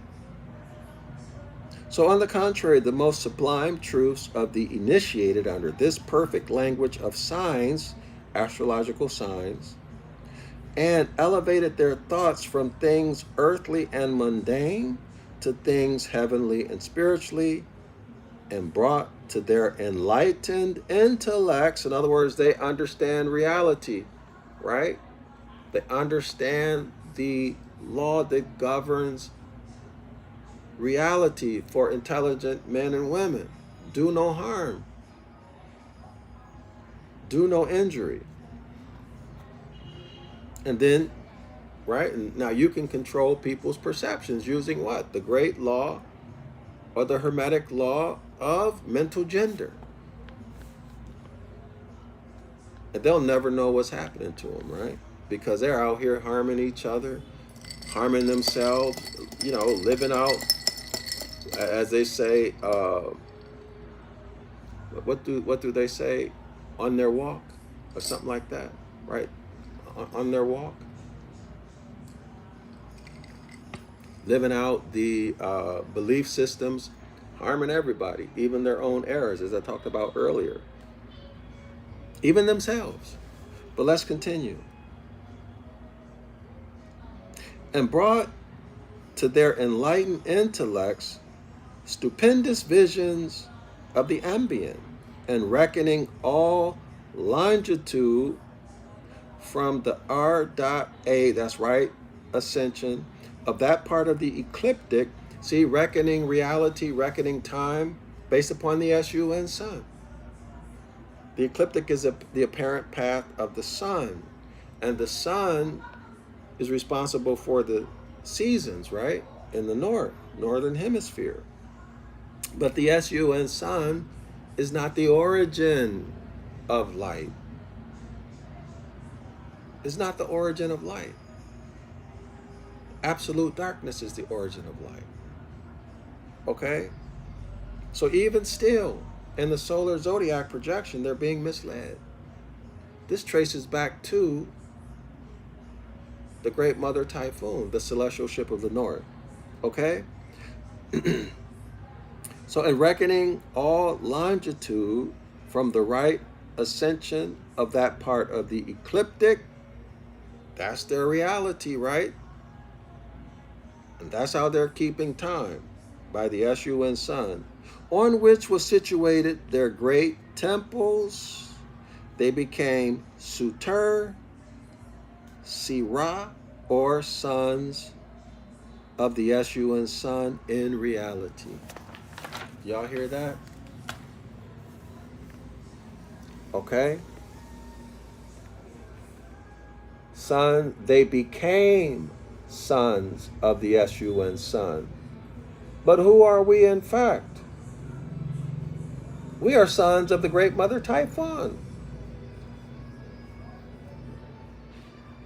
Do y'all see it? We're thought made manifest from the soil. We are mentalism, the Hermetic law of mentalism, in action, which is thought. Which is thought. Do y'all see it? That's who we are. Having our origin in the Great Bear, the celestial ship of the north. Okay, Typhoon, Hathor. That's who we are. And as the great mother said,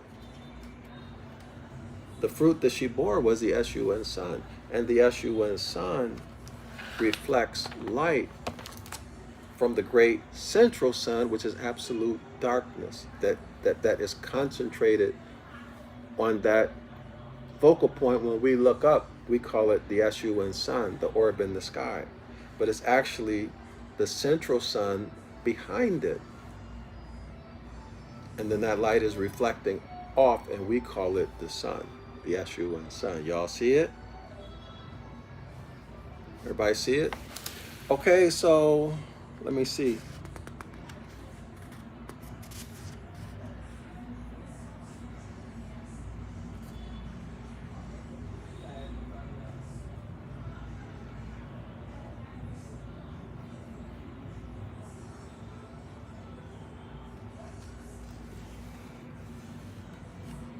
Okay, so we just have a few more lines and we'll be finished with Taurus. So page 187, last paragraph.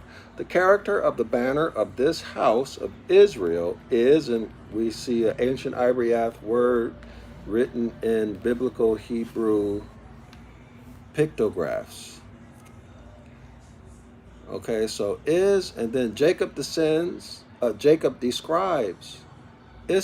Issachar as a beast bearing down between two burdens, alluding to the ox. So an ox bearing down between two burdens, the bearer of the burden of the ancients. So the ox carried the heavy loads, right? Or the bison carried the heavy loads, the burden. So it commences about April 21 or 22. It alludes to Haggai as the prophet and Thaddeus as an apostle. Y'all got that? So Taurus alludes to Haggai as a prophet and Thaddeus as an apostle. Of stones, it is represented by the cornelian. Of plants, by the upright vervain. Okay, so y'all screenshot this. The link to the free PDF is in the description area of this video, y'all. So here's that last paragraph that I just read.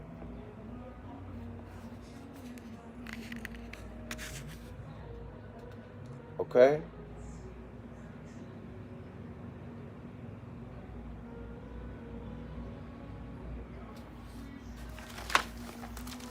So let's let it go right here. We'll come back. We'll begin on page 188.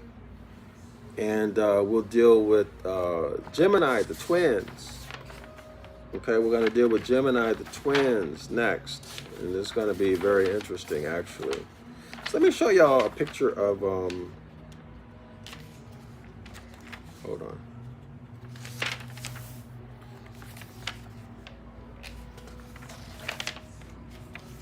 One second.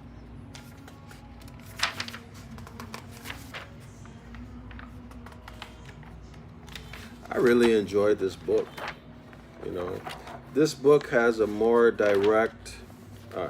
Here, is this it? Hold on.